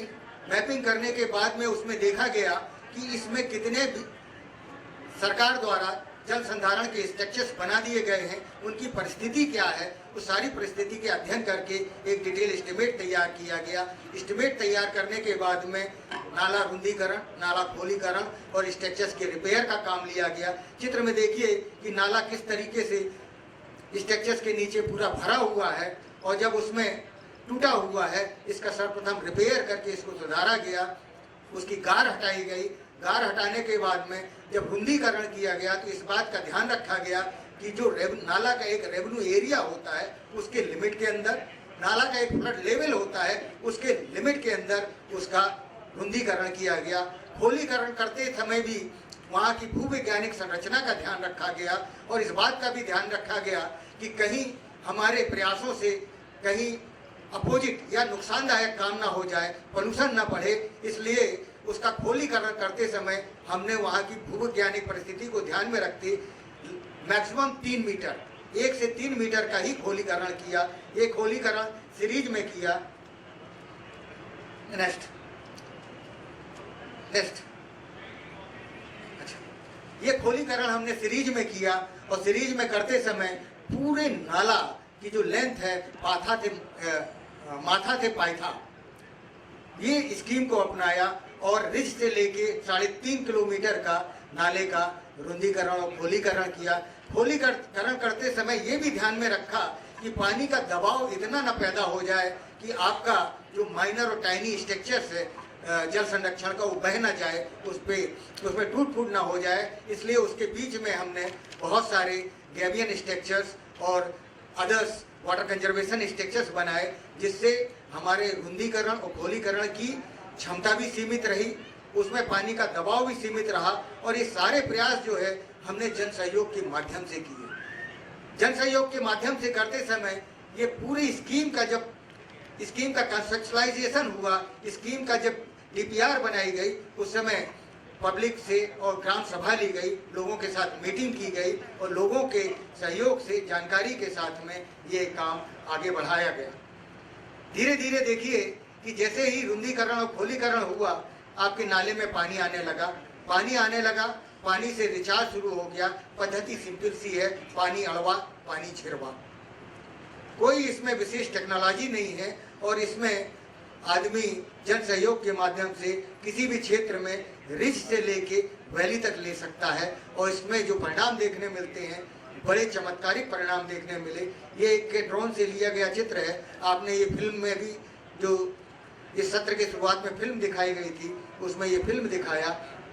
और आप देखिए कि इसमें धीरे धीरे पानी किस तरीके से आया, और जब पानी आया तो हरियाली आई, खेती आई और एरिया में समृद्धि आना शुरू हुई। अगला दिखाइए। इसके एक परिणाम का एक बहुत अच्छा एग्जाम्पल आपको देखना हो तो ये सैटेलाइट्स के माध्यम से लिया गया चित्र है। जो ये कार्यक्रम लेने के पहले जब लिया गया था तो वहाँ पे लैंड यूज पैटर्न देखिए, ऊपर जो चित्र दिख रहा है, और बाद का लैंड यूज पैटर्न 2004 का देखिए कितना परिवर्तन दिख रहा है। नीचे के चित्र में देखेंगे कि जो नाला कभी दिखता नहीं था सैटेलाइट से, वो नाला आपको आज सैटेलाइट के चित्र में दिख रहा है। नाला ही नहीं दिख रहा है, नाला में पानी भी दिख रहा है। और ये जो पानी है, ये ग्राउंड वाटर को न केवल रिचार्ज कर रहा है, बल्कि रबी सीजन में सेकेंड क्रॉपिंग में लोगों को पंपिंग में भी सहायता कर पा रहा है। अगला दिखाइए। जैसे पानी का लेवल बढ़ा, देखिए कुएं में जो पानी काफी डीप हुआ करता था वो आपको ऊपर दिखने लगा। जब पानी आई तो लोगों को पानी खेती के लिए उपलब्ध हुआ। लोगों ने सिंचाई करके उनकी क्रॉपिंग पैटर्न बदलने लगे। क्रॉपिंग पैटर्न बदलने के साथ में देखिए चित्रों में दिखेगा वहाँ के लाइव स्टॉक में भी परिवर्तन आया। लोगों ने गाय भैंस पालना शुरू किया। जहाँ दूध का उत्पादन कम होता था वहाँ पे दूध का उत्पादन भी होने लगा। यहाँ तक एक छोटा सा प्रयोग, जो पानी का साटा था उसमें फिश के सीड, मछली के सीड डाले गए, 2000 रुपए के सीड डाले गए। और आपको विश्वास नहीं होगा कि जब तक नाले में पानी था, 6 महीने के अंदर उसमें 2000 से 40,000 रुपए का फिश की हार्वेस्टिंग की गई। ये जो प्रयोग देखने मिलते हैं, लोगों की जब सोच बदलती है, वहाँ पे कैसे कैसे परिवर्तन आते हैं, ये इस चित्र के माध्यम से दिखाएंगे। इसके इम्पैक्ट के बारे में मैं बात करूंगा। अगला दिखाइएगा कि जिस गांव में इस प्रयोग के पहले खेती एक वायबल ऑप्शन नहीं था, लोगों को ऐसा नहीं लगता था कि खेती से उनका संसार वर्ष भर चलेगा। वो लोग जो खेती के बजाय केवल खरीफ में रेनफेड एरिया में कुछ सीड डाल के चले जाते थे और बाहर जाके दूसरों के खेतों में मजदूरी करते थे, उनके लिए आज खेती वायबल ऑप्शन हो गया। जो लोग कभी दूसरों के खेतों में मजदूरी करते थे, दूसरों के खेतों के रोजगार की तलाश में अपना गांव छोड़ के जाते थे, वो लोग आज अपने ही गांव में दूसरों को रोजगार देने लगे। आज उनके खेत में 2 से 4 मजदूर काम करने लगे। जिस एरिया में केवल आप देखिए कि पहले केवल 10 पंप सेट हुआ करते थे, वो भी उन्नत किसान के पास में, आज खेत एरिया में देखिए 27 पंप सेट आ गए। खरीफ का एरिया केवल 190, गांव का एरिया आपको बताता हूँ 850 हेक्टेयर गांव का एरिया है, जिसमें 480 हेक्टेयर कल्टीवेबल एरिया है, उसमें केवल 190 हेक्टेयर में खेती होती थी। आज देखिए धीरे धीरे लोगों को लगा खेती भी वायबल ऑप्शन है और 305 हेक्टेयर में खरीफ होने लगी। जहाँ पे रबी की फसल कभी नहीं होती थी, वहाँ 15 हेक्टेयर में रबी की फसल होने लगी। एक उन्नत किसान केवल 4 हेक्टेयर में शुगर केन लगाता था, ऊस लगाता था, आज वहाँ पे 16 हेक्टेयर में ऊस लगने लगा। जहाँ कभी वेजिटेबल और मूंगफली की सोच नहीं थी, ग्राउंडनट की सोच नहीं थी, वहाँ भी आज 16 हेक्टेयर में मूंगफली और वेजिटेबल यानी आपकी सब्जी पाला होने लगा। जहाँ पे हार्टिकल्चर तो सोच के बाहर था, आज वहाँ आंवला और संतरा भी करीब 6 हेक्टेयर में दिखने लगा। और सबसे बड़ी चीज जो थी कि पानी अड़वा पानी चिरवा, जैसे ही आपने नाला का रुंदीकरण खोलीकरण किया, जो 24 हेक्टेयर का क्षेत्र जो डूब में जाता था, आज वो 24 हेक्टेयर के क्षेत्र में भी खरीफ और रबी की फसल होने लगी। जिस गांव में मिल्किंग एनिमल यानी गाय और भैंस केवल 70 हुआ करते थे, आज उस गांव में 4 साल के अंदर 190 मिल्किंग एनिमल है, दूध देने वाले जानवर है, और 180 से 550 लीटर की दूध उत्पादकता होने लगी। गांव की सबसे बड़ी खासियत होती है कि साहब आप कितना भी लेक्चर दीजिए, सरकार की कितनी भी स्कीम लेके जाइए, लोगों की समझ में नहीं आता है। पर जब ऐसे प्रयोग होते हैं तो लोगों की समझ में आना शुरू हो जाता है, लोग एक दूसरे को देख के आगे बढ़ते हैं। आज तो ये 305 हेक्टेयर में खरीफ ले रहे हैं, सर कल देखिए यहाँ 480 ही नहीं हो सकता, ये 500-600 हेक्टेयर में खरीफ और दूसरी क्रॉप लेना शुरू कर दें। और सबसे चमत्कारी चीज मैं आपको बताना चाहता हूँ, जो प्राइम मिनिस्टर का एक सपना था कि हम देश के किसान की इनकम दुगनी कर देंगे। आपको जान के आश्चर्य होगा कि हमारे माननीय मंत्री जी के प्रयासों से इस गांव की इनकम दुगनी ही नहीं 3 गुनी हो गई। ये रेवेन्यू के डाटा है जो बताते हैं कि सन 2012 में जिस गांव में पर फैमिली मासिक इनकम जो थी 4,906 रुपए थी, आज रेवेन्यू का डाटा बोलता है, आप जाके चेक कर लीजिए, 17,217 रुपए की मासिक इनकम। अगर प्राइम मिनिस्टर के सपनों को साकार करना है तो छोटे छोटे से प्रयासों को जन सहयोग के माध्यम से अगर आप आगे बढ़ेंगे, और सबसे आश्चर्यजनक चीज होती है कि जब आप प्रयास करते हैं तो लोगों की भी सोच बदलती है। आज इस गांव में आपको बताना चाहूंगा कि केमिकल फर्टिलाइजर का काम यूज कम हो गया। आज इस गांव में 600 टन गोबर उत्पन्न होता है, उस गोबर की खाद बनाई जाती है, और ऑर्गेनिक खेती की जो हम बात करते हैं वो उस ऑर्गेनिक खेती का भी इस गांव में दिखने लगा।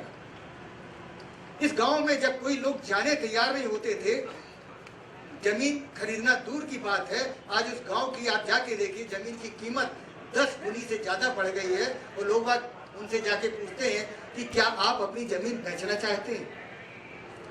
ये हर चीज जो संभव हुई है, संभव होने के पहले एक छोटा सा है कि वहाँ पे पानी की उपलब्धता छोटे छोटे प्रयासों से बढ़ा दी। जो गांव में कभी सड़क नहीं हुआ करती थी, आज वहाँ सड़क है, क्योंकि खुदाई से जो मटेरियल निकला उससे सड़क बनी, उससे ऊंचाई लाई, वो सड़क रेवल के ऊपर काम उपयोग हुआ, और बाद में सीमेंटीकरण दूसरे चीजों से होगी, आज सड़क हो गई। जिस गांव में रहने के मकान पहले देखिए कभी ऐसे हुआ करते थे, आज वहां पे पक्के मकान हो गए। और प्राइम मिनिस्टर का स्वच्छ भारत का सपना भी देखना हो, इस गांव में देखिए दोनों परिस्थिति आप बिफोर और आफ्टर में आपको दिख रही है। सारे सपने छोटे से प्रयासों से साकार होते दिख रहे हैं। अब मैं एक किसान जो श्रवण वाघमारे की बात करना चाहूंगा। श्रवण वाघमारे किसान आपको सुबेरे फोटो में फिल्म में भी दिखाए गए, ये रिच का पहला किसान है। लोग जब आपके साथ आने खड़े नहीं हुए, श्रवण वाघमारे खड़े हुए। बहुत ही विपरीत परिस्थितियों में रहने वाला किसान, आज नीचे उसका घर देखिए, उसकी आर्थिक परिस्थिति बदल गई है। माननीय मंत्री महोदय ने जैसे बताया कि केवल मोटरसाइकिल ही ट्रैक्टर ही नहीं आए हैं, आज परिस्थिति ये है कि ये खुद तो आर्थिक रूप से सक्षम हुए हैं, सक्षम होने के बाद में दूसरों को रोजगार भी दे रहे हैं, और लोगों को एक सीख दे रहे हैं कि आप अगर इस तरीके से ये योजनाओं की अमल बजावनी करेंगे, इसको अपनाएंगे, तो हमारा ही एरिया नहीं बल्कि आपका एरिया और सारे देश में और सारे राष्ट्र में समृद्धि आ जाएगी। और इसके सारे एग्जाम्पल अगर आपको देखना हो तो इस गांव के नीचे वाले गांव जिनके नाम बताए गए थे, मुझे सारे नाम याद नहीं है, उन गांव में भी पानी की उपलब्धता बढ़ी है, उन गांव में भी खेती बढ़ी है, उनकी उत्पादकता बढ़ी है। और जो ऑर्गेनिक खेती से इनकी केवल पानी से जो नहीं बल्कि इनकी प्रोडक्टिविटी भी है, वो भी 1.25 गुना बढ़ गई है। और देश में यहाँ पर एक आर्थिक और सामाजिक परिवर्तन देखने को मिला है। धन्यवाद। नितीनजी गडकरी यांच्या प्रेरणेने मागच्या 9 वर्षांपासून ॲग्रो व्हिजन आपल्या समोर आहे, आणि अतिशय आनंद होतो की या प्रदर्शनीमध्ये जेव्हा अतिशय मूलभूत समस्यांवर काम करणाऱ्या व्यक्तींचा या ठिकाणी गौरव करण्यात येतो आणि त्यांनी जे काम केलं ते सर्व आपल्याला पाहायला मिळत असते. पाण्याचा प्रश्न हा किती बिकट आहे आणि एकंदरीत पर्यावरणीय प्रश्न किती महत्त्वाचे आहेत. UNOने एक कमिटी एशिया खंडाचं आणि विशेष करून भारताचं मधली परिस्थिती पाहण्यासाठी नॉर्वेच्या प्राईम मिनिस्टर मिसेस ब्रुटलँड यांच्या अध्यक्षतेखाली नेमली होती. त्या कमिटीचा रिपोर्ट राजीव गांधी पंतप्रधान असताना त्यांना मिळाला. त्या रिपोर्टमध्ये भारताच्या विषयी असं वर्णन केलं होतं की process of desertation is already started in India आणि त्याचा पहिला बळी महाराष्ट्र ठरेल, दुसरा मध्य प्रदेश, तिसरा ओरिसा आणि यानंतर एका पाठोपाठ एक राज्य या वाळवंटीकरणाच्या प्रोसेसला बळी पडतील.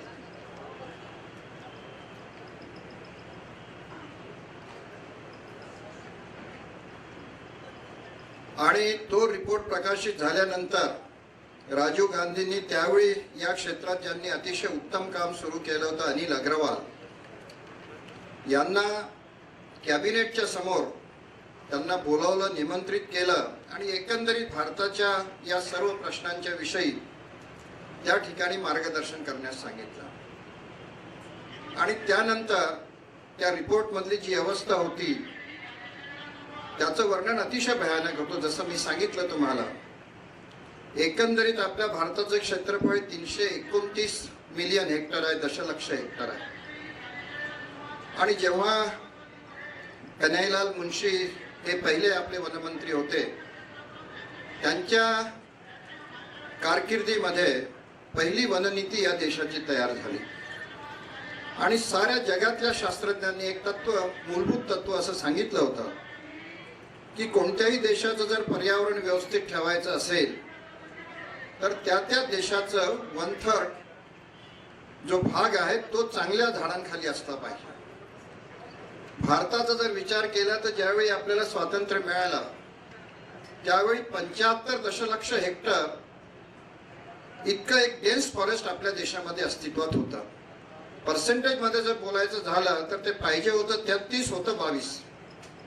70 वर्षामध्ये त्याच्यात वाढ किती झाली याच्याबद्दल वादग्रस्त विधान आहेत. सर्व अधिकाऱ्यांचं मत काही वेगळं आहे, प्रत्यक्षातली स्थिती वेगळी आहे, पण हे प्रमाण काही आपलं वाढलं नाही. महाराष्ट्राचं ज्या राज्यात आपण राहतो त्या राज्याचा जर विचार केला, ज्याला आपण प्रगत राज्य म्हणतो, या प्रगत राज्यामध्ये चंद्रपूर, गडचिरोली, रामटेकचा भाग नागपूर जिल्ह्यामधला, इकडे धारणीचा भाग, ठाण्याचा भाग, असा जर यवतमाळ मधलं ते जंगल, हा भाग जर सोडला तर अनेक जिल्ह्याचे जिल्हे असे आहेत की ज्या ठिकाणी 2% सुद्धा अफोरेस्टेशन आजही 2017 मध्ये अस्तित्वात नाही.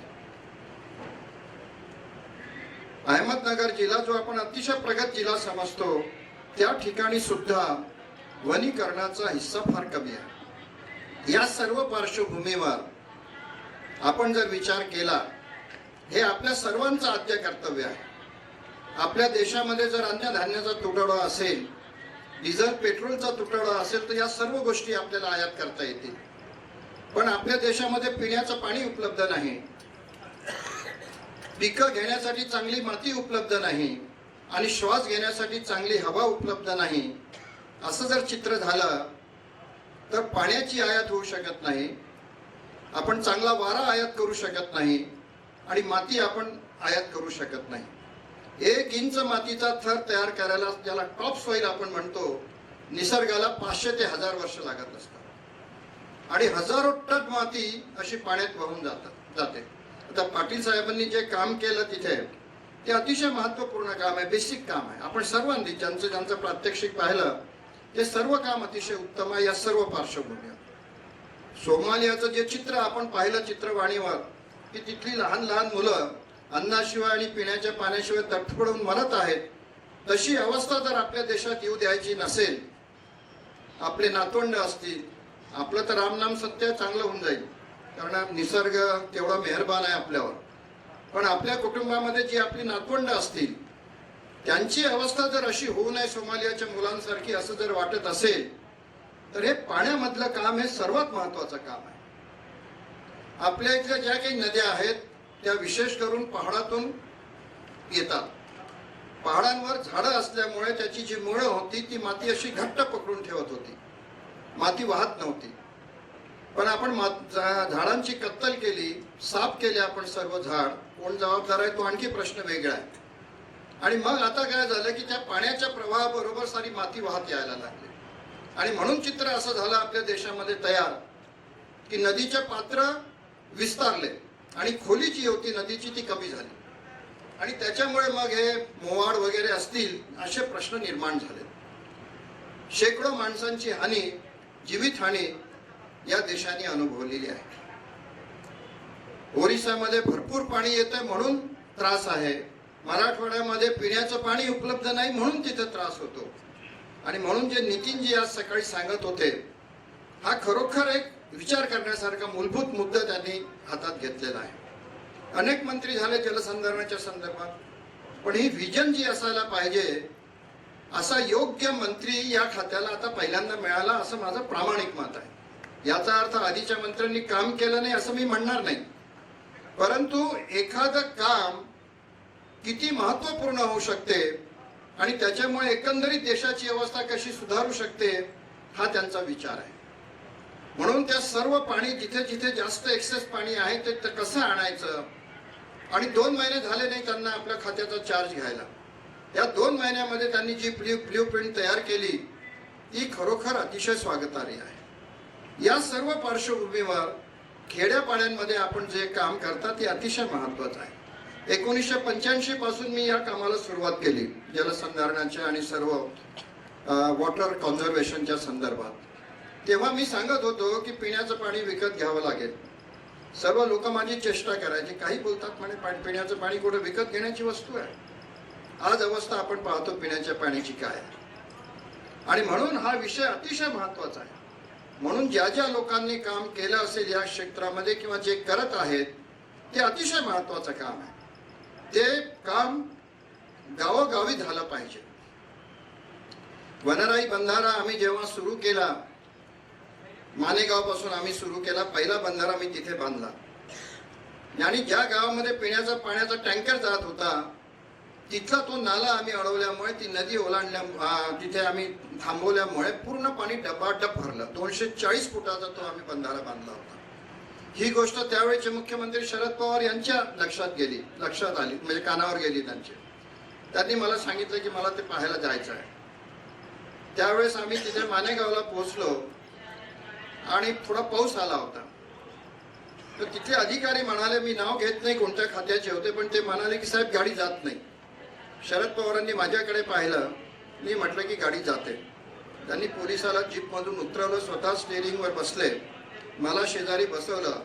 मागे जवाहरलाल दर्डा, रणजित देशमुख हे सारे मंत्री होते, तेजसिंगराव भोसले, या सर्वांना मागे त्यांनी बसवलं आणि आम्ही बंधारा पाहिला. तो बंधारा पाहिल्यानंतर आणि अडलेलं पाणी पाहिल्यानंतर शरदराव असं म्हणाले की हा चमत्कार आहे महाराष्ट्रामध्ये. आणि पुढे ते कृषी मंत्री झाल्यानंतर या सर्व वॉटरशेडमध्ये जे काम होते त्याचं एक डेहराडूनला एक इन्स्टिट्यूट आहे, कृषी मंत्रालयाच्या अंतर्गत येते आणि तिथे देशातले सर्व मॉडेल ठेवलेले आहेत. आणि त्या ठिकाणी त्यांना वनराई बंधाऱ्याचा तो दिसला आणि मग त्यांनी ते नॅचरली महाराष्ट्रातून त्याची सुरुवात झाली होती म्हणून त्यांना त्याचं आकर्षण होतं. त्यांनी तो पाहिला आणि मग त्यांनी मंत्रालयामध्ये सर्व मीटिंग बोलावली आणि मला बोलावून घेतलं नागपूरहून आणि मला म्हणाले की तुम्ही वनराई बंधाऱ्याविषयी यांना सांगा, सर्व अधिकाऱ्यांना. माझ्या समोर त्यांनी सर्वांना विचारलं की डेहराडून इन्स्टिट्यूटमध्ये किती लोक गेले होते, डेहराडून इन्स्टिट्यूटचे इन्चार्ज कोण आहेत, त्यांनी हे जे देशामध्ये वेगवेगळे प्रयोग होतात किती प्रयोगांना त्यांनी भेटी दिल्यात. आणि त्याच्यामध्ये लिहिलेलं होतं की सर्वात स्वस्त होणारा बंधारा जर कोणता असेल तर तो आहे वनराई बंधारा. काहीच लागत नाही तिथे, सिमेंटचे पोते आणि त्याच्यात जिथे असेल ते काही परमनंट सोल्युशन नाही आहे. परमनंट सोल्युशन हेच आहे जे तुम्ही सर्व लोक काम करतात, याच पद्धतीने आपल्याला जावं लागेल. पण जिथे काहीच होऊ शकत नाही तिथे अशा पद्धतीने बंधारे व्हायला पाहिजेत. ते गॅबियन स्ट्रक्चरचे असेल, कच्च्या मातीचे असतील, जे कोणी असेल पण पाणी अडवणं हा भाग महत्वाचा आहे. सर्व लोकांना मी एक विनंती करतो की स्वातंत्र्यानंतर दुर्दैवाने जे काही करायचं असेल ते सरकारने करावं, आम्ही फक्त बोंबा ठोकू, ही जर मानसिकता असेल तर ब्रह्मदेव जरी आला तरी तुम्हाला बदलवू शकत नाही, तुमची स्थिती बदलवू शकत नाही. गडकरी साहेबांना काही घेणं देणं नाही, त्यांचं सारं आलबेल आहे. या सर्व लोकांना जे इथे काम करतात त्यांना काही घेणं देणं नाही, पण कुठेतरी समाजाची बांधिलकी आहे, सोशल कमिटमेंट आहे, म्हणून ते काम करतात. तुम्हाला कामामध्ये सहभागी व्हायचं नसेल तर नका हो. पण हे आमचे इंजिनियर, एक्झिक्युटिव्ह इंजिनियर, त्यांना तर जास्त अनुभव असेल. एखाद्या चांगल्या अधिकाऱ्यांनी जर काम करायचं ठरवलं, त्यांचे सर्व सहकारी म्हणतात आता हा सरकारचा चमचा आहे, आता याला पद्मश्री मिळणार आहे. असं म्हणणाऱ्यांना फक्त माझी विनंती आहे की तुम्ही काहीच नका करू, फक्त फुकटचा पगार घ्या, पण जे काम करणारे असतील त्यांच्याबद्दल काही बोलू नका. हे अशी जी मानसिकता आहे शहरांमध्ये, गावांमध्ये एक कट्टाच तयार होतो. मारुतीचं देऊळ असेल, आणखी कुठे आठवड्या बाजाराचा ओटा असेल, त्या ठिकाणी गावातलं टोळकं जमते आणि साऱ्या गावाची माहिती असते त्यांना. फलाण्याची बायको पळून गेली, फलाण्याचं असं आहे, फलाण्याचं तसं आहे. स्वतःबद्दल त्याला काहीच माहिती नसते, कारण दुसरं कामच करायचं नसते. त्या लोकांबद्दल बिलकुल चिंता करायचं कारण नाही, जे टीव्हीच्या समोर बायकोच्या सोबत चहा घेताना सर्व पंतप्रधानांना शिव्या देतात. हे वाजपेयींचं हे चुकलं, मोरारजींचं हे चुकलं, मनमोहन सिंगांचं हे चुकलं, मोदीला तर काही समजतच नाही. हे चर्चा करणारे जे आहेत त्यांना करू द्या त्यांच्या घरात चर्चा. हा समाज त्यांच्या भरोश्यावर चालत नाही. हे जे काम करणारे आपण लोक आहात त्यांच्या भरोश्यावर समाज उभा राहत असतो. एखादा नितीन गडकरी सारखा मंत्री शासनामध्ये येतो आणि किती परिवर्तन घडवून आणू शकतो. याचे आधी मंत्री नव्हते का महाराष्ट्रात? विदर्भातले मंत्री फार मोठे मोठे मंत्री होते, अनेक वर्ष मंत्री पदावर राहिले. कोणाला वाटलं नाही की एखादं ॲग्रो व्हिजन आपल्या इथे व्हावं किंवा एखादी प्रदर्शनी आपल्या इथे व्हावी. साऱ्या महाराष्ट्रात साऱ्या ठिकाणी होत होत्या. आणि मग इथे आल्यानंतर आम्हाला सर्व फुकटातच मिळालं पाहिजे. म्हणजे उद्या जर समजा 5 रुपये जरी तिकीट ठेवली एंट्रीची, काय सांगावं? अशी जर मानसिकता आपली असेल, आणि आता हे ते तुमच्या कार्यशाळा असतात, कार्यशाळामध्ये त्याच लोकांनी यावं जे इथे विद्यार्थ्यासारखे बसून राहू शकतील. विद्वान लोक तुमच्या समोर सारं मांडत असतात. आयुष्य ज्यांनी खर्ची घातलं ते त्यांचे अनुभव इथे सांगत असतात. आणि तुम्ही इथे टवाळके भेटतात, मोबाईलवर बोलता. फार महत्वाचं काम आहे तुम्हाला. आपसात चर्चा करता तुम्ही लोक. इतके जे विद्वान आहेत आणि ज्यांना इतके काम आहेत त्यांनी येऊच नाही कार्यशाळांना. कार्यशाळा अशी असते की ती शाळा असते, तो वर्ग असतो, कोणीतरी शिक्षक शिकवायला येत असतात. आयुष्यभर त्यांनी ज्या कामासाठी वेचलं ते तुम्हाला अर्ध्या तासात 15 मिनिटात सांगतात. हे ज्ञान तुम्ही अर्जित केलं पाहिजे. याच कार्यशाळेचं म्हणत नाही मी, प्रत्येक कार्यशाळेमध्ये ज्यांना यायचं असेल, शेतकऱ्यांची मानसिकता बदलण्याची गरज आहे. आणि सारे सरकार आपण आलटून पालटून पाहिले. सरकारांचं काही बिघडत नाही, पुढाऱ्यांचं काही बिघडत नाही. तुम्ही सामान्य माणसांनी स्वतःचा विचार केला पाहिजे.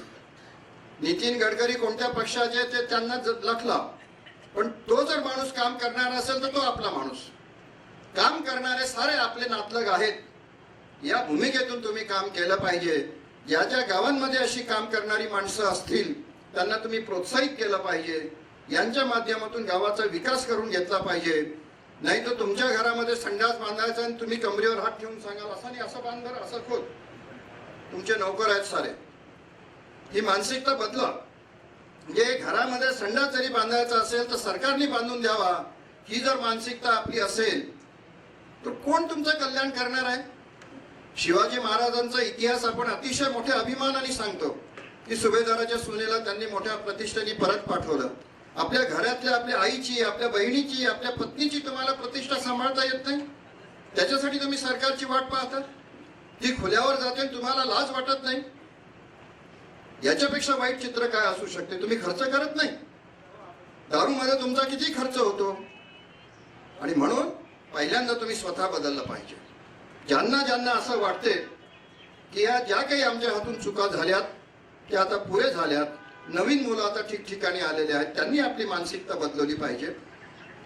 आणि त्यांनी या सर्व पद्धतीनं केवळ सरकारवर अवलंबून न राहता की सरकार देईल तेव्हाच आम्ही साऱ्या गोष्टी करू अशी भूमिका घेऊन हे चालणार नाही. या प्रदर्शनांमधून, अशा पद्धतीच्या कार्यशाळांमधून तुम्ही एक प्रेरणा घेऊन गेलं पाहिजे. त्या प्रेरणेतून तुम्ही काहीतरी संकल्प केला पाहिजे. नाही तर आयुष्य गेलं तुमचं वाया. काय तुम्हाला अधिकार आहे बोलायचा? आणि म्हणून सरकारची मदत येईल तर चांगलीच गोष्ट आहे, पण सरकारची मदत येणार नसेल तरी प्रत्येकाच्या घरी संडास असला पाहिजे. किती त्याच्यामुळे हे होत असते. अरे घरामध्ये ज्या चुली असतात, आमची बहीण, आमची आई सुरकुत्या पडतात तिच्या गालावर, आयुष्यभर ती थपत असते. आणि घरातली जी सर्वात बोगस खोली असेल ती किचन असते खेड्यापाड्यामध्ये, जे व्हेंटिलेशन नसते, काही नसते, सर्व धूर तिथे जमा होतो. किती लोकांना माहित आहे की 60% महिलांचे डोळे केवळ स्वयंपाकाच्या धुरामुळे खराब होतात. आता LPG वगैरे यायला लागला. म्हणून या सर्व गोष्टी आपण लक्षात घेतल्या पाहिजे की आपल्या आईला आपल्याला कसं ठेवायचं आहे घरात, आपल्या बहिणीला कसं वागवायचं आहे, आपल्या बहिणीची प्रतिष्ठा ठेवायची आहे की नाही, आपल्या बायकोची प्रतिष्ठा आपल्याला ठेवायची आहे की नाही, यांची प्रतिष्ठा कोणीतरी सरकार ठेवेल का? तुमचं काहीच कर्तव्य नाही. या सर्व मानसिकतेतून तुम्ही समोर आलं पाहिजे आणि काहीतरी प्रेरणा घेऊन जा इथून. नाहीतर आलो, मस्त मजा झाली, काय मस्त होतं ते, अमुक होतं ढमुक होतं, असं करू नका. प्रत्येकाने ज्याला ज्याला असं वाटतंय, आणि हे जितके काम करणारे लोक आहेत यांना खरोखर मनापासून मी सलाम करतो. अतिशय उत्तम काम तुम्ही लोक करतात. जे तुम्हाला जितके धन्यवाद द्यावे तितके कमी आहेत. तुमच्या सर्वांच्या प्रति मी कृतज्ञता व्यक्त करतो आणि थांबतो. धन्यवाद. धन्यवाद गांधी साहेब. या सत्राचं समारोप